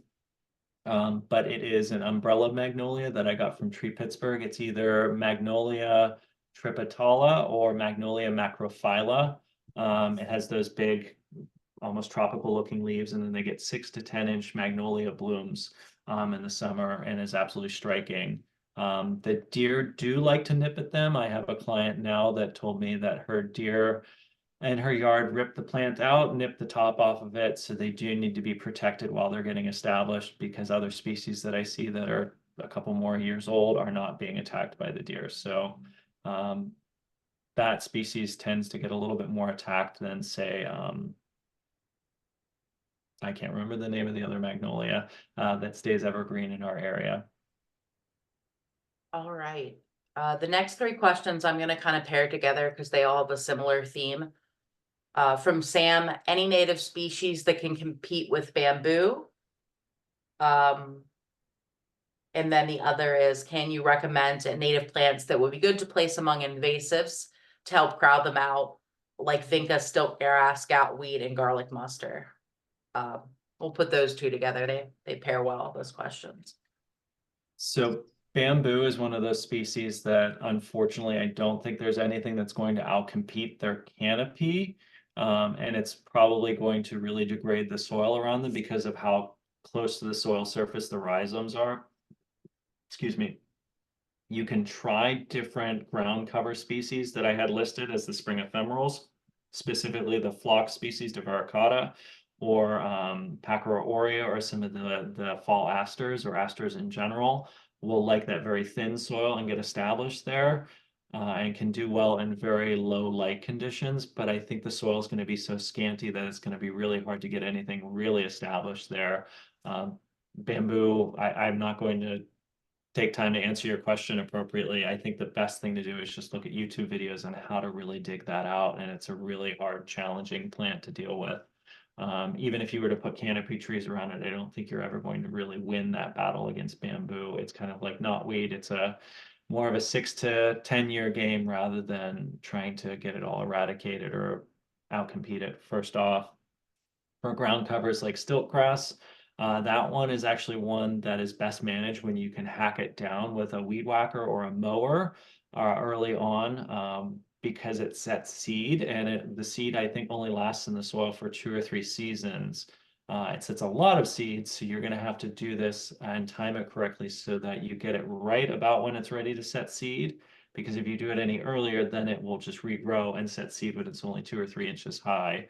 And again, Google searching the timing on that, or really paying attention to how the plant is performing in your space, is the best way to combat that. And then doing anything on top of some of these other invasive ones are all about trying to prevent seeds from re-germinating in your area. Things like garlic mustard, you could smother them out with cardboard or layering, and try to get those seeds that are in the soil from getting exposed to light and regerminating. And then the other game is to plant on top of them with trees and shrubs that are going to shade them out, and just pretend like they're a plant that is going to naturalize in your area, and kind of overplant those areas with native species and see which one is going to prevail, because a lot of times they can if you get a taller species. I don't know if that adequately answered your question, but The next question was, any recommendations for getting rid of ivy? chopping it off at the base of trees as much as you can. And then it's the same thing with bamboo. Some of these really aggressive, like the creeping honeysuckle, or even the bush honeysuckle, the Japanese bush honeysuckle. These are really resilient, invasive plants that do require some interventions to start knocking them back. But then the other side of that is planting them alongside of native plants, which are going to shade them out. And then once they start shading them out, they get weaker, and you can go back in a secondary sweep or a tertiary sweep and wipe out the rest of them. Unless you have ample time, space, and ability to kind of wipe them out in the first place. You don't have to rip them off the tree. You end up doing more damage that way. Just chop them off at the base, let the plant material die above it, and eventually it'll dry out and die off and fall off of the tree. And then any ground covers and things like that, just kind of chopping it up. And like I said, interplanting it, maybe mulching it, and then interplanting it with other species to outcompete it, and then going back and kind of getting the ones that remain.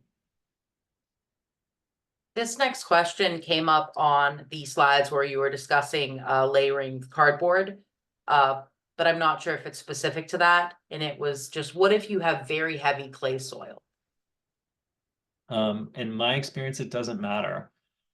And the yard that was depicted with all of the contractor rubble in the front yard, that was driven on, had bricks dumped on it, that was all of the contractor debris, and that was the staging area for the house renovation. So that was some of the most compacted soil I've ever worked with, and now I can put my hand into it. And not just the compost that we put on top of the cardboard, the soil underneath it has also opened up, and a lot more drainage and biological activity is happening underneath the area where the cardboard was.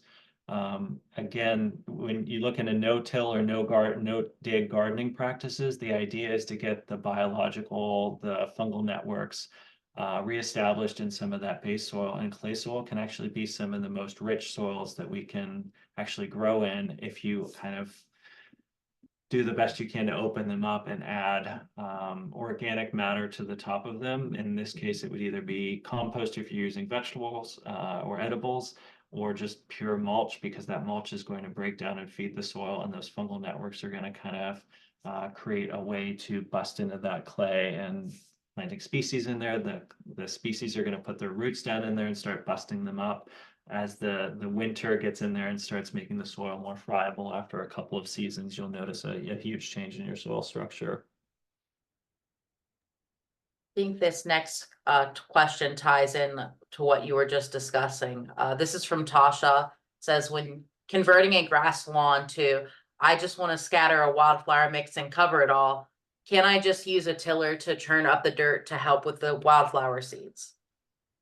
You absolutely can. I'm not going to deter you from doing that, but you are going to also expose an incredible amount of weed seeds to that soil surface. If you don't want to do the methods I have listed here, that would be kind of the best route that I had one of my clients do was solarize this top of the surface. They killed off the grass by laying a clear plastic or black plastic tarp on top of it, and you leave that tarp on there for 4 to 6 to 8 weeks.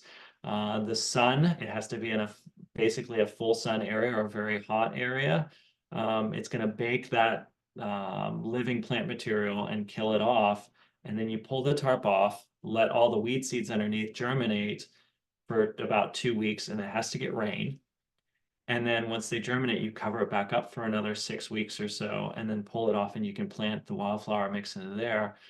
But I can pretty much guarantee you, if you're not putting any kind of top dressing on top of that, be it mulch or some kind of compost, again, I never ever recommend my clients to use topsoil because it's loaded with weed seeds.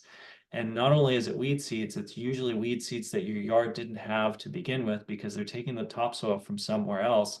Sometimes it's from a housing development. Sometimes they're ripping the topsoil from the next subdivision in the town over, and they maybe have stilt grass, and you didn't have stilt grass in your yard until you put that topsoil there. So I really don't recommend using topsoil. It's only $10 cheaper per yard too than if you got compost or mushroom manure. There's really no benefit in using it. Well, this next question ties in perfectly, which was, are there any concerns with arborist chips having spotted lanternfly eggs or emerald ash borer being in them? And that was from Kay Hunsicker. And then Alice also added, what about jumping worms? So the only one that I have not come across is jumping worms specifically. I know a lot of townships stopped collecting leaves and composting leaves and transporting them around the townships because of the jumping worms. Some of my colleagues in the landscaping business are saying, yeah, they do have quite a bit of impact on the soil structure of the areas. But to be honest, again, I'm not an expert on that one, so I'm not really going to answer that. I do know that they are a significant issue, getting them established and moving them around from having specifically leaves that are composted in township areas and then bringing them in. With spotted lanternfly eggs and emerald ash borer, I'm going to take a stab here and just say that I'm really demystifying these things. These are things that are already kind of occurring in our area, and I don't think that managing them by not trying to introduce them into your space is really going to make that much of a difference. Spot and lanternfly eggs exist in the wild.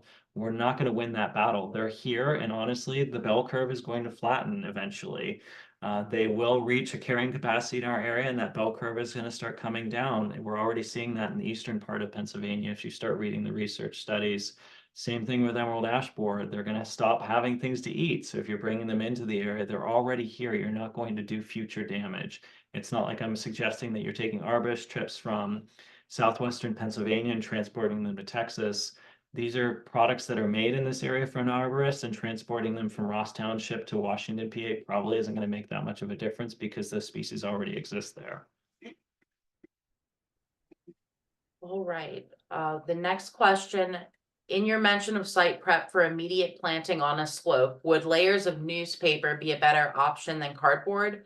I'm concerned if compost would slide downhill to create an eyesore while the plant's established.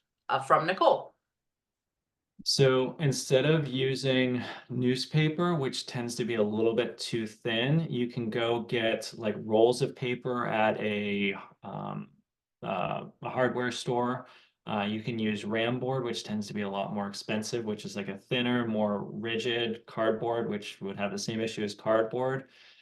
The best thing that I can say with slopes is get some of those hemp or jute rolls, which tend to be a little bit pricey, but you can get them in soil rolls or rolls that you can roll out over top of the soil, cut holes in them, put your plugs in, and then put mulch on top of it.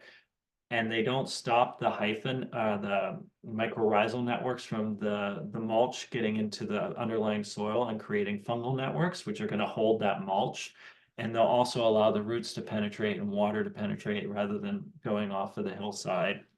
It tends to be a little bit pricier, and depending on the size of your hillside, maybe you do it in sections, or if you have the budget to do it, that's what I would recommend doing, is that like hemp or jute fabric underneath and then laying the mulch directly on top of it and putting the plugs and just cutting holes. And I think that does pretty good at holding your soil or your hillside back. The next question is from Aaron, who said that they have boxwoods in front of their house that are dying and they want to replace them with natives. What would be a good full sun native that they could still shape? So that is one of the #1 things that my clients ask me, or it's one of my favorite things to see in somebody's yard. It gives me a little bit of joy to see that these invasive plants are being attacked by what is called boxwood blight. I don't like to see things dying. I'm not suggesting that sort of thing. But a lot of the boxwood varieties in our areas are getting what's called boxwood blight. So you'll have patchiness or brown areas in your boxwoods which are dying out. And if another landscaper or a company tries to tell you just rip it out and plant a new one, that is absolutely the wrong thing you should be doing, because that blight is going to live in your soil for about 5 years. And this is how this gets transferred around in the first place, is even if you have healthy ones and you're replacing them, if you get it from a nursery, there's nothing saying that nursery doesn't have boxwood blight on its plant that you're putting in, and you're poisoning out the rest of your boxwoods. These plants should just start being removed as soon as you start seeing the boxwood blight. You're doing the right thing. Putting inkberries in the area is the best comparable plant. If you get the straight species of inkberry, which are really hard to find, the Ilex glabra straight species, they also have 2 different sexes. So you either have a male or female plant, and unless you're getting them with either flowers on them that you can identify or berries, it's really hard to sex them. Some varieties like the shamrock variety, or I forget what they call some of the male varieties, they're not actually sexed. They're not actually doing what you want them to do. You have to go to the nursery and ask the person at the nursery, is this a male or female? And then they'll set berries for the birds. And if you just want the structure, you can get the shamrock varieties, which tend to be a lot more dwarf-like. There's other ones that are dwarf-like, just read the tags. And those are very comparable to the boxwoods, where the native species, the straight species of Ilex glabra, tend to be a little bit more hedge-like and grow upwards and start losing their foliage lower on. But they also send out runners. So if you're sick of them and you want to hack them back, they'll send out new runners, and they create a really nice hedgerow. So it really depends on the structure and form that you're trying to create. Question from Sam. How much maintenance do native front yards require after the first 2 years? So after the first 2 years, is kind of when the gardening happens. And I put that because I want to put it in a positive light because there's no such thing as no maintenance in gardening. Even when you have a lawn, again, I suggested, the studies and the government agencies that track this and do surveys are saying we spend about 70 hours cutting our lawns each year. That's about 16 minutes a day or a week or something like that. I forget what it actually breaks down to. So putting it in relative terms, how much maintenance it's going to be is how much energy you want to put into it. And really putting the right species in at first, which is why I talked about the sociability or the thugs, and understanding how these plants are going to behave in your landscape. So if you plant a black-eyed Susan, that black-eyed Susan in the back of your row is going to transfer itself to the front of the row, probably in those first 3 to 5 years. So that's you being an active gardener, ripping it out, sharing it with your friends, or pushing it back or putting it somewhere else. Or maybe just don't plant that species. Maybe plant a different variety of Rudbeckia that's going to behave differently and not set seed is probably the way that I avoid maintenance with most of my clients. And to answer your question more directly, if you want to just have fun and put all these things in, the most maintenance that I have in 3 to 5 years after a garden is established, or really in perpetuity, is staking the plants up, making sure that they're not falling on top of each other and getting diseases. But then that kind of goes back into my previous answer, which is saying, okay, well, maybe this garden needs to be edited a little bit and moved around. And that happens in normal landscapes too. It's not like native landscapes have the key to everything. They just tend to need less inputs and less maintenance. And leaning into maybe more of a wild look because these plants tend to be more wild than planting annual flowers every year and having them each have their own structure and form and having to do that every year. So it's just a different form of gardening and maintenance. This next question from Tasha, are there any programs or organizations that offer free or reduced cost native seeds and plants to help convert lawns to pollinator gardens? Or places to buy plants in bulk for a cheaper price? So to answer the last part of the question, Izel Natives, IZEL, is an online company that sells wholesale plugs at a slightly higher price. I think they tend to be $5 to $7 a plug, or maybe $5 to $8 a plug. I don't know if they're even that cheap, but it allows homeowners to just be able to buy plugs of plants. Wild Ones offers the Lori Auto Seeds for Change Fund, which is about $100 to $500. But that funding is for anything or for programs that are going to affect children and impact children or youth. Trying to think off the top of my head. I know Tree Pittsburgh gives trees and shrubs away in the spring and fall to residents of the city of Pittsburgh. And I'm sorry, I can't think of anything else. If you want to send me a message later on, there are a couple other ones that aren't coming to mind. DCNR does have a conversion program, but it is for larger pieces of property. But that's definitely something we should be asking more about to try and get more of those in our area. Next question is also from Tasha, was how important is it to have a variety of color? For variety of color, it depends on who you're asking. Is it for us or is it for insects? Because there are a lot of insects that don't care what color it is. They see things in ultraviolet. It's more about plant structure and diversity. So if you have a whole bunch of yellow plants that bloom at different times of the year and have different structure, you're still doing the same ecological benefit than if you have a purple and blue and red and orange and all these other colors. As long as they have different structure and function, you're still getting that ecological benefit in my mind.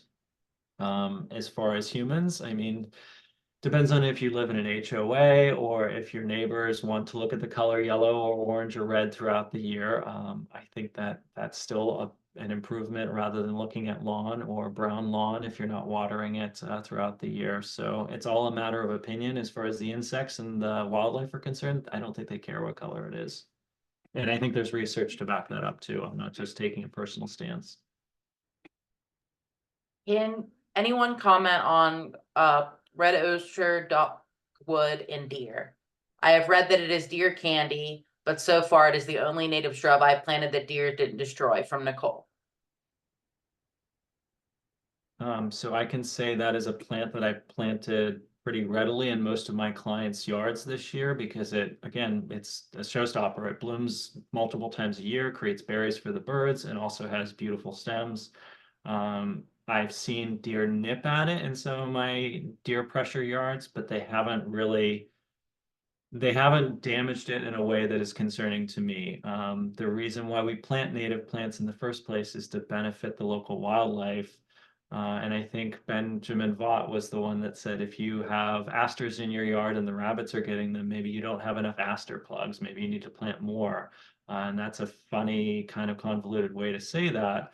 But if our goal is to attract wildlife to our yards, maybe getting them established and protecting them the first couple of years and letting them bulk up and then kind of tithing to them later on is kind of the way I look at gardening in a way, because no matter what you do, there are going to be insect holes in your leaves. There are going to be damage because of local fauna foraging on your plants, and that's part of the design in a certain way. The next question is a good one. Can you recommend landscape design certificate programs or courses that are geared towards native plants and or sustainable design? Honestly, put a pin in any direction around the city of Pittsburgh or in the state of Pennsylvania, out east, outside of Philadelphia. There's a collection of 50 gardens, and I would say probably 60% of them probably offer native wildlife programs. If you go to the Pittsburgh Botanic Garden, if you go to Phipps, they all, or the Penn State Master Gardener, they all have different programs that are geared towards native plants at this point in time. I think through the DSCNR, they may even have some kind of classes or CEUs you can get there. Looking at the local universities, Chatham is probably one of the first ones that comes to mind that I would look for any kind of certifications. As part of my landscaping company, I'm taking a sustainable land care program through Phipps. They do a lot of wonderful adult education where you can walk away from a certificate, and it's comparable to the Master Gardeners program. Beechwood Audubon Society north of the city also offers a lot of classes and education. I don't think they do any certificates. But again, I went out east. I had an internship at Chanticleer, and I was absolutely overwhelmed by the amount of programs out there. So if you can't find it in our area, maybe just look to our neighbors to the east in Philadelphia, unfortunately. And they are unfortunately a lot further ahead than we are as far as native plant organizations and putting native plants first. Maybe fortunately they're ahead of us. Yeah, fortunately. We answered some of this in the chat, but we have Sam who's been looking for bloodroot for 3 years. Can you recommend any Etsy or small sellers that would have that? I recommended Amanda's Native Garden, and I think another person recommended Sun Garden. I don't have any off the top of my head. It's not one that I've ordered. I actually got them from Redbud Native Plant Nursery outside of Philadelphia and Media, PA. They carried them. They don't ship, I don't think. So I was really lucky to find them. And I know that another Arboretum north of Wayne, PA also carried them, and I think I got some from out there, and I've also propagated them about 3 or 4 times now. If you message me on Instagram or email me, I can pull my resources afterwards and see if I have any of my Etsy sellers that carry them that I can kind of depend on as being at least reputable with plants that are going to grow for you and harvested in a sustainable way or propagated in a sustainable way. Yeah, I think that's particularly important to message here that there are some larger sellers even that are selling native ephemerals that are just harvested from natural habitat. So you definitely want to be careful with who you're getting these sorts of plants that are harder to find from and making sure that they are cultivated and not foraged. A question from Paul, are you taking new clients? Absolutely. I am taking new clients. I am getting very busy already. I was not expecting to get this busy this time of year, but yes, I'm taking new clients. And to piggyback on what Liz was saying about foraging wild plants, There's certainly a huge degree of difference from going into Frick Park and taking an established plant there versus if I go into, say, Liz's yard, who has an established population of bloodroot, and she says, here, take some of this, or you can go out into my back 50 or 5 acres or whatever, which I don't think she has, and harvesting from, owned property or not public property and established populations. Versus ordering from somebody on Etsy who's clearing out these populations potentially and selling them online for a profit. That's what happened with ginseng and a lot of our native plants in the first place. I wish I had that much bloodroot to share, maybe one day. Can you please go over the useful pairings you recommend, like anise hyssop and yarrow? That was from Pavra. I can't really go over it off the top of my head, to be honest. There are so many pairings and so many resources. If you do a quick Google search on plant sociability, if you include the word thug, it also populates some really interesting results to that. Benjamin Vaught is the one that kind of introduced that seed on his last lecture in a very digestible way. So picking up some of his books, Prairie Up, he talks about it quite a bit. And again, just looking online and seeing which plants, like yarrow is a pretty aggressive plant. Anise hyssop's a pretty aggressive plant. Black-eyed Susans are a pretty aggressive plant. I'm not saying ever to plant Canadian goldenrod unless you have 10 acres to let it go wild. Because in a smaller urban or suburban space, it's still going to be a thug that's going to outcompete and outgrow a lot of other things. And really looking at how those plants are going to behave and paying attention to how they behave is kind of how I taught myself how these plants behave before I even knew that it was conceptualized in text and things like that. Another question from Pavra, which is they winter sow on a budget and they really struggle with the right plant, right place for those winter sown babies. Any tips on how to handle that? So winter sowing, I'm trying to understand what aspect you're having trouble with. A lot of times when you get native seed packets, they actually say what kind of growing conditions they want to grow in. I know with Prairie Moon, they're very specific on the type of growing areas they can tolerate, what kind of sun, what kind of moisture, what kind of soil they need. Potentially, I mean, you can try them out in any areas and see how they do. And if they don't do, they transplant pretty well. I've made plenty of mistakes on putting native plants in and being like, wow, I had a lot more fertility in my soil. This plant cannot exist next to my driveway or my walkway, and I just have to move it back because they surprise you. A plant that behaves in my yard can behave completely different in your yard, and maybe it's running amok or is incredibly. It goes from 3 feet in my yard to maybe 6 feet in yours because of your drainage or your microclimate. The other thing is if you go on Prairie Moon, specifically, they have a lot of resources on how these plants are going to behave. North Creek Nursery, they sell a lot of plugs, but they also have an incredible amount of resources there. Mount Cuba Center will also describe how to plant native plant communities and how they may behave with each other. Great answer there. Another question from Nicole, which is, are there any deer resistant asters? Which I can answer because it's any aster that is just completely in a cage enclosed from deer. But what do you think, Chris? Again, I think the key here is to get them established. It's kind of the game of outgrowing the deer. They aren't really going to go anywhere. If you can contain them that first year, or even if you plant them in the fall, if you can contain them when they're like breaking dormancy in the spring, just putting like a thing of chicken wire over top of them, that's the key point. Because once they get that first stem up, if the deer come in and nip them, that's just going to encourage them to spring out new branches, and you have a better chance of them completing a life cycle, self-seeding and popping up in other areas, which are really going to outgrow them. I know I'm speaking in a wonderland that I don't have a whole lot of deer pressure in a lot of urban areas, or like people do in more open rural areas. But even in those spaces or in areas of the urban areas that are really deer populated, the key is kind of overplanting those species, protecting them in the initial times, and then kind of watching how they behave. Because if you get them to set seed, they outsmart a lot of the other plants, and they'll kind of grow at the base of other plants and start germinating out of the side of, say, a plant that a deer won't eat.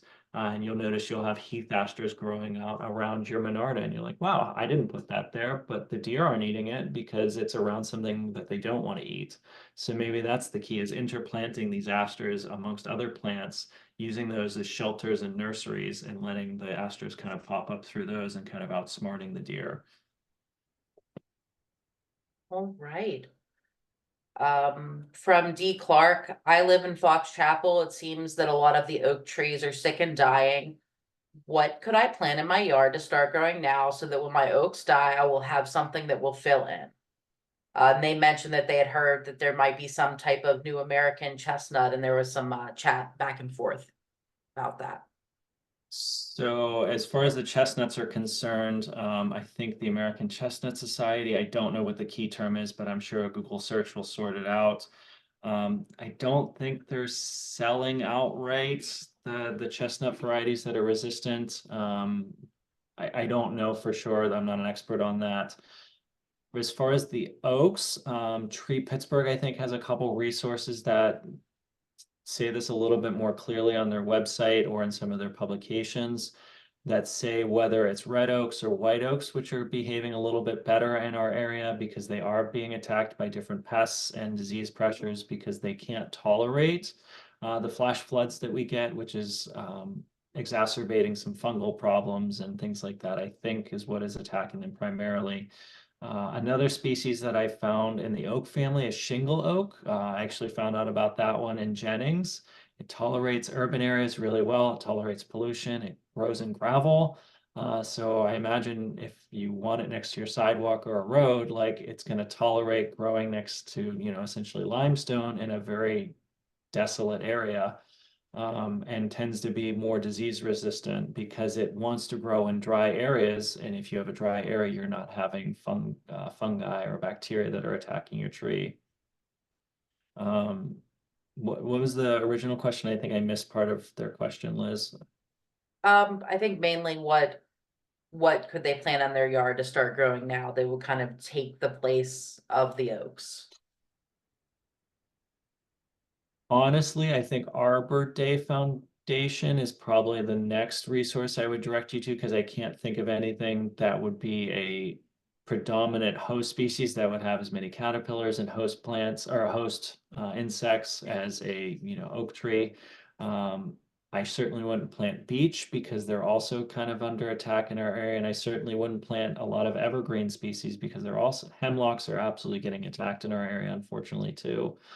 Maybe looking for other oak species. Again, if you send me a message later on when I'm not put on the spot, I can answer it with actual species that I can reference because I'm not an expert on that exact question.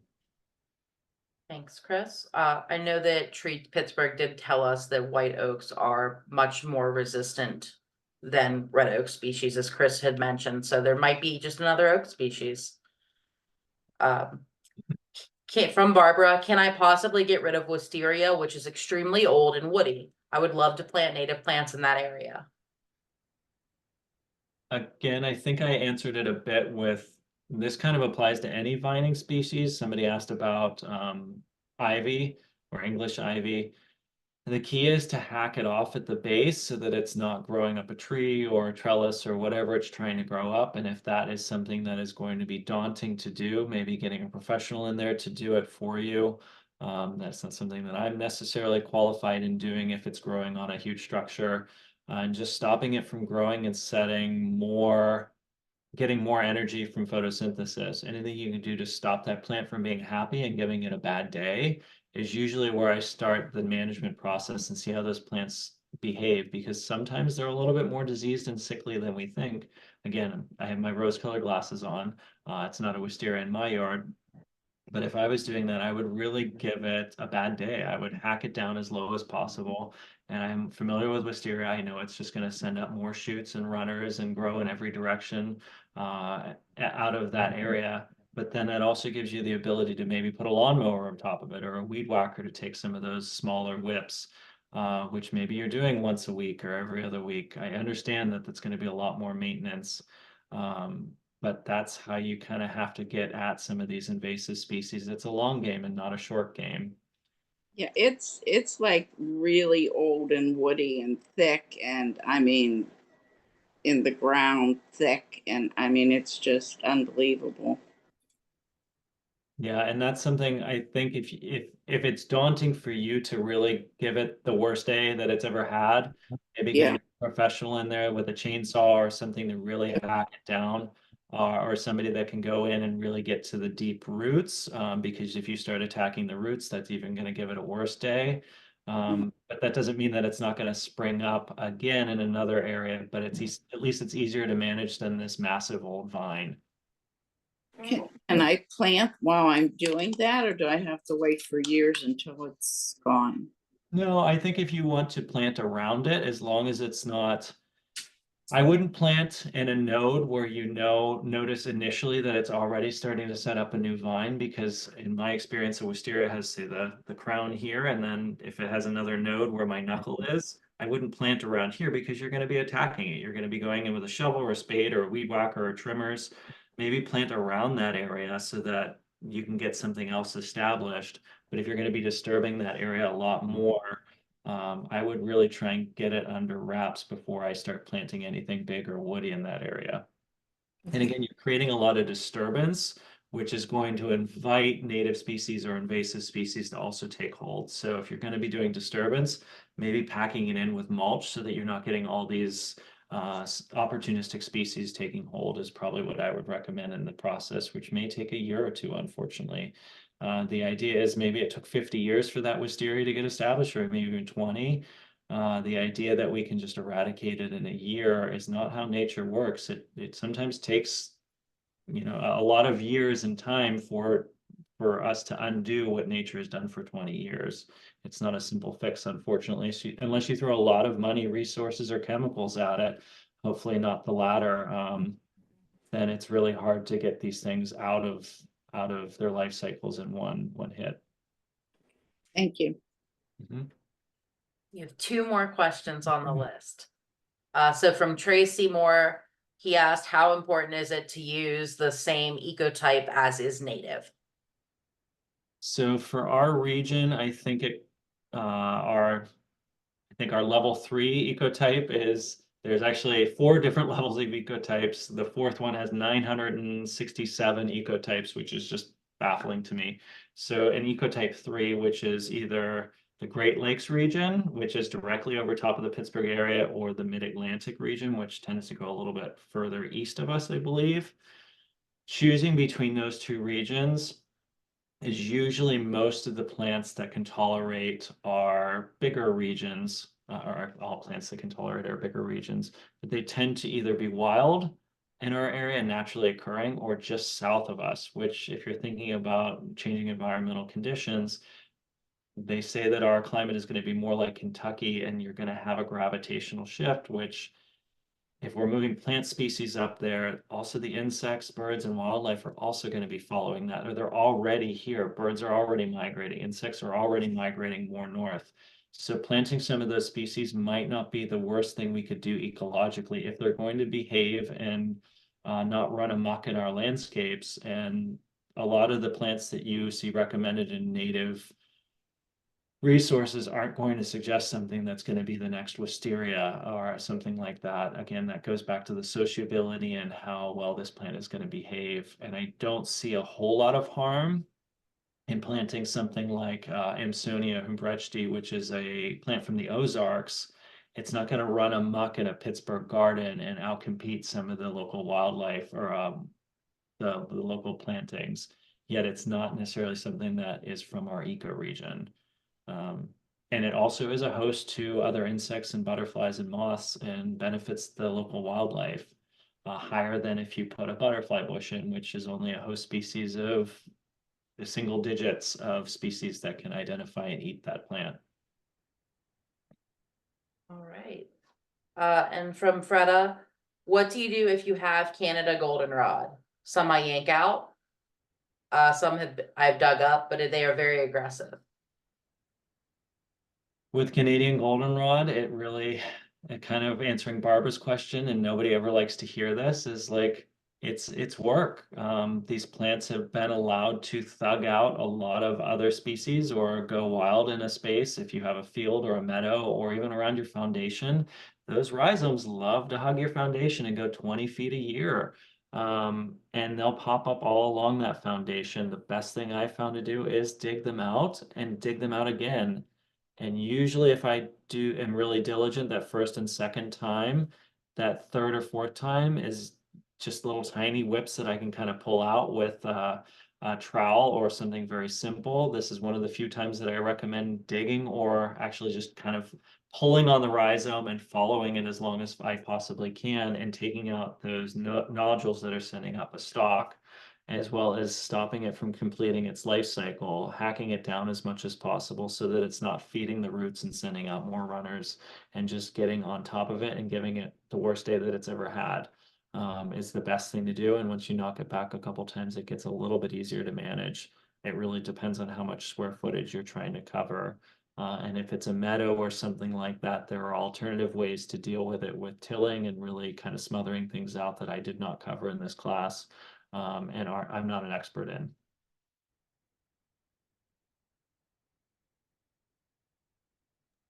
Well, those are all of the questions that were submitted during the presentation. Chris, did you want to, do you have time to open up to more questions, or would you want people to email you questions? So people are always welcome to either message me on Instagram or email me. That's also my cell phone if you have any questions or if you need me to come out and take a look at your site and things like that. Also, I'll be at the Wild Ones Symposium on March 14th. I'll be happy to answer questions there while we're at the while I'll be emceeing the symposium or afterwards. And there's plenty of people there that would be happy to answer your questions too. But feel free to chime in or ask questions, unmute yourself.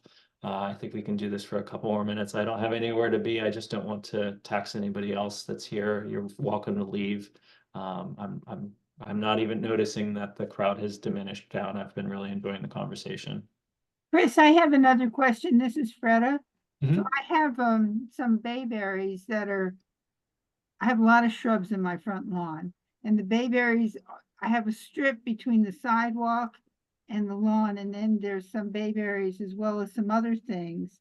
And because the bayberries are so aggressive about putting out runners, I just figure I'm just gonna mow it, even though I wish I could grow something in there. I don't think there's anything that I could grow that could compete with all the runners that come up in just a few weeks. Sure. It seems like you kind of have too much of a good thing where it really depends on what you want to do aesthetically and what is reasonably possible for you. If you have a hedgerow of the bayberries, which I assume are still a wanted plant for you, their natural tendency is to form a buffer or a hedgerow, and they're going to continue to do that. If you hit them with a lawnmower, they're not going to care. They're not going to get diseases. They're not going to get upset with you, and it's not going to change the existing hedgerow that you have.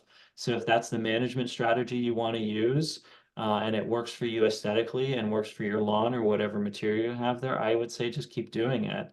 The other alternative is you could extend your beds. You could put down some cardboard and some mulch and let the bayberries go there, but that's just gonna let them propagate it, that extra 5 feet in the other direction in 5 years. I mean, I'm not gonna tell you, again, this isn't Wonderland. This is gardening and, gardening with native plants.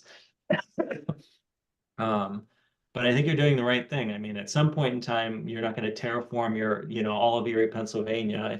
It seems like you're from Erie. I Yeah. grew up in Harbor Creek. You're not going to terraform that entire area with bayberry. It's going to stop somewhere. But again, we're all mortal. There's only so much we can manage. And if mowing them down with a lawnmower works for you, then that's fine. Otherwise, you're welcome to extend your beds and they're going to keep growing into whatever you want to let them grow into.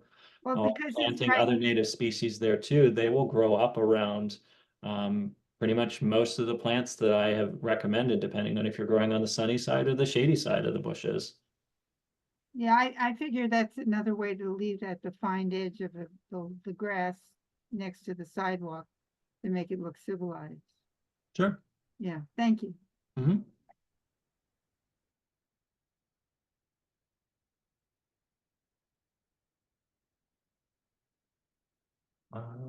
So it looks like Nicole just asked about purchasing plugs from a native nursery in Wisconsin. I kind of agree with Burleton's answer there, where having native plants from Wisconsin really isn't that far outside of our eco region. It really depends on what species they're growing. If they're growing, you know, a straight species, where are they getting those seeds from? Where are they getting that plant that they're replicating? Is it from clones? Is it from seed?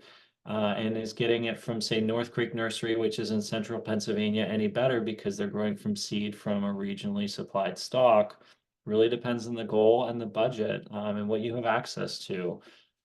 Because if you plant native straight species from Wisconsin in our area, that plant is going to cross-pollinate with other Monarda, let's say, in the area, and eventually create an ecotype that is stable in our region and adaptable to our region. Might not be the most straightforward way of doing that, but you could do that.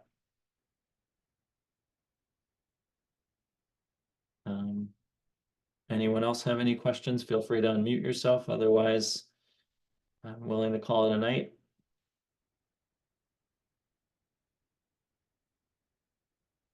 Okay, well, thanks everyone. Liz, do you have anything else? Yeah, I wanted to ask you your recommendations on edging. How do you keep your beds nice and neatly edged? The short answer is I don't. Most of my clients, I let them figure out a maintenance strategy that works for them by mulching or planting plants that go right up to the edge of the mulch, using ground covers like the couple that I recommended, and letting those grow right up to the grass, or the sidewalk or the gravel. Because a lot of those plants will just keep going into the gravel, and then you have gravel that you're potentially driving a car on or walking on, and some of those plants will tolerate that. I am realistic in saying, okay, well, after 3 years or the second year when the grass starts going into your mulch, going through and edging with the side of a weed eater or that sort of thing to cut that grass out of there is the standard landscaping practice where we keep things neat and tidy. But then that also gets me to the question of, why do you have that grass there in the first place? A lot of people want to do grass pathways in between two perennial beds, and I say, why are you doing grass in between those two things? That's madness. You're not using that grass for any specific purpose. If you use mulch, the mulch is going to be something that is permeable. You don't have to mow it. You don't have to use any kind of extra maintenance. Maybe you have to do mulch a little bit every 3 years or so, but you can also get a steppable native species on the edge of your beds that's going to kind of grow into wherever it wants to grow, and it's going to stop where it's going to want to stop because of the soil compaction, the same way it does when I hike in Raccoon Creek or Jennings or things like that, and replicating native landscapes. Again, I have the rose-colored glasses on a little bit. If you want to maintain it through normal practices of creating edging or using a barrier like Belgian block or Corten steel or retaining wall, go for it. Those are all acceptable practices. I just ask people, or try to suggest people, to think logically of why they're having these two mediums next to each other that are creating more maintenance for them. And if they don't serve a function, then I kind of ask the big design question of what needs to go here? What can we do differently? That's a very good response, Chris. This is Fred again, if I could stick one quick question. Sure. In 2012, I bought silverweed Argentina anserina from Amanda's Garden Nursery. It's a Pennsylvania native, but uncommon. It's got little yellow flowers and it's kind of ground covery. And anyway, it's starting to get a little rambunctious. So you're not familiar with it at all? Oh, cinquefoil. Okay, yes, I am. No, it's not Argentina anserina. Yeah, silverweed cinquefoil. Okay. Yeah. But it's, I'm just looking at Lady Bird Johnson's website. That was the first Google hit that I got. It seems like it is common in some woodlands areas that I've seen, and it's gonna create a dense mat. It's a perfect plant to do exactly what Liz was talking about, like edging your beds, because it's strong enough to grow into a pathway, be trampled on, and probably grow into the next bed. So you have to keep it in check at some point. But if you wanted to put it as a ground cover underneath your bayberries, it would be happy there. If you want to put it under trees, it's going to be happy there. And it's not typically strong enough to choke other things out. if you have an established plant. And if you don't have an established plant, maybe taking, you know, an 8-inch section of it out, popping in, say, phlox, Divericata, the woodland phlox, or popping in a Pachyra aurea, the golden groundsel, and letting it get established, and maybe giving it a little bit more attention that first year so the cinquefoil doesn't grow in and tackle that would be a way to kind of tackle that thug and allow other diversity in there. Would be how I would maintain it. Again, it sounds like it kind of behaves like, it does behave a little bit like Creeping Charlie, but it has the ecological benefits of a native plant. So it's just using it in a space where it wants to grow and where we want it to grow is kind of how I attack your question. I don't know if I answered it directly enough for you. That's helpful. Thank you. Okay. Well, thanks everyone. Those are great questions. I really appreciated them. I love doing this. So again, like I will get busy eventually here when I get my materials and plants and everything and get out and start landscaping. But in the meantime, if anybody wants to message me or email me, I'm glad to answer your questions after the class or see me at the symposium.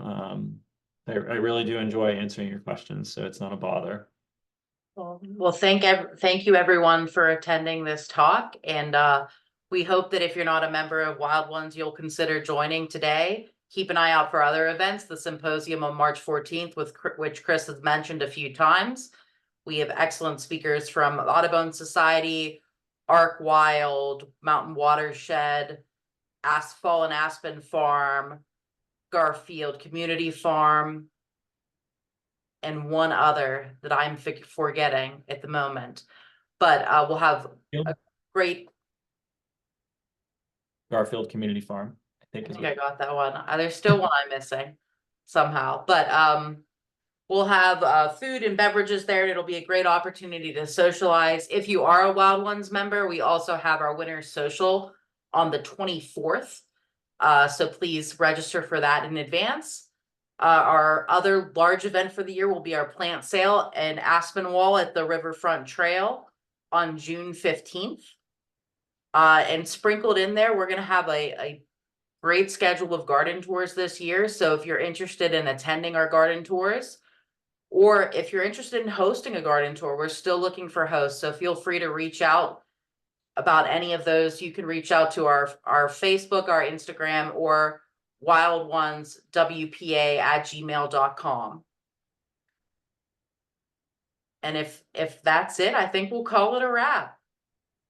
All right. Thanks for sticking around with us, everyone. It was really a pleasure. And like Liz said, reach out to Wild Ones. It's a great organization to be a part of, and you get to talk like this around a whole bunch of other people that are like-minded. So you learn a lot and you get to share a lot. It's a great organization.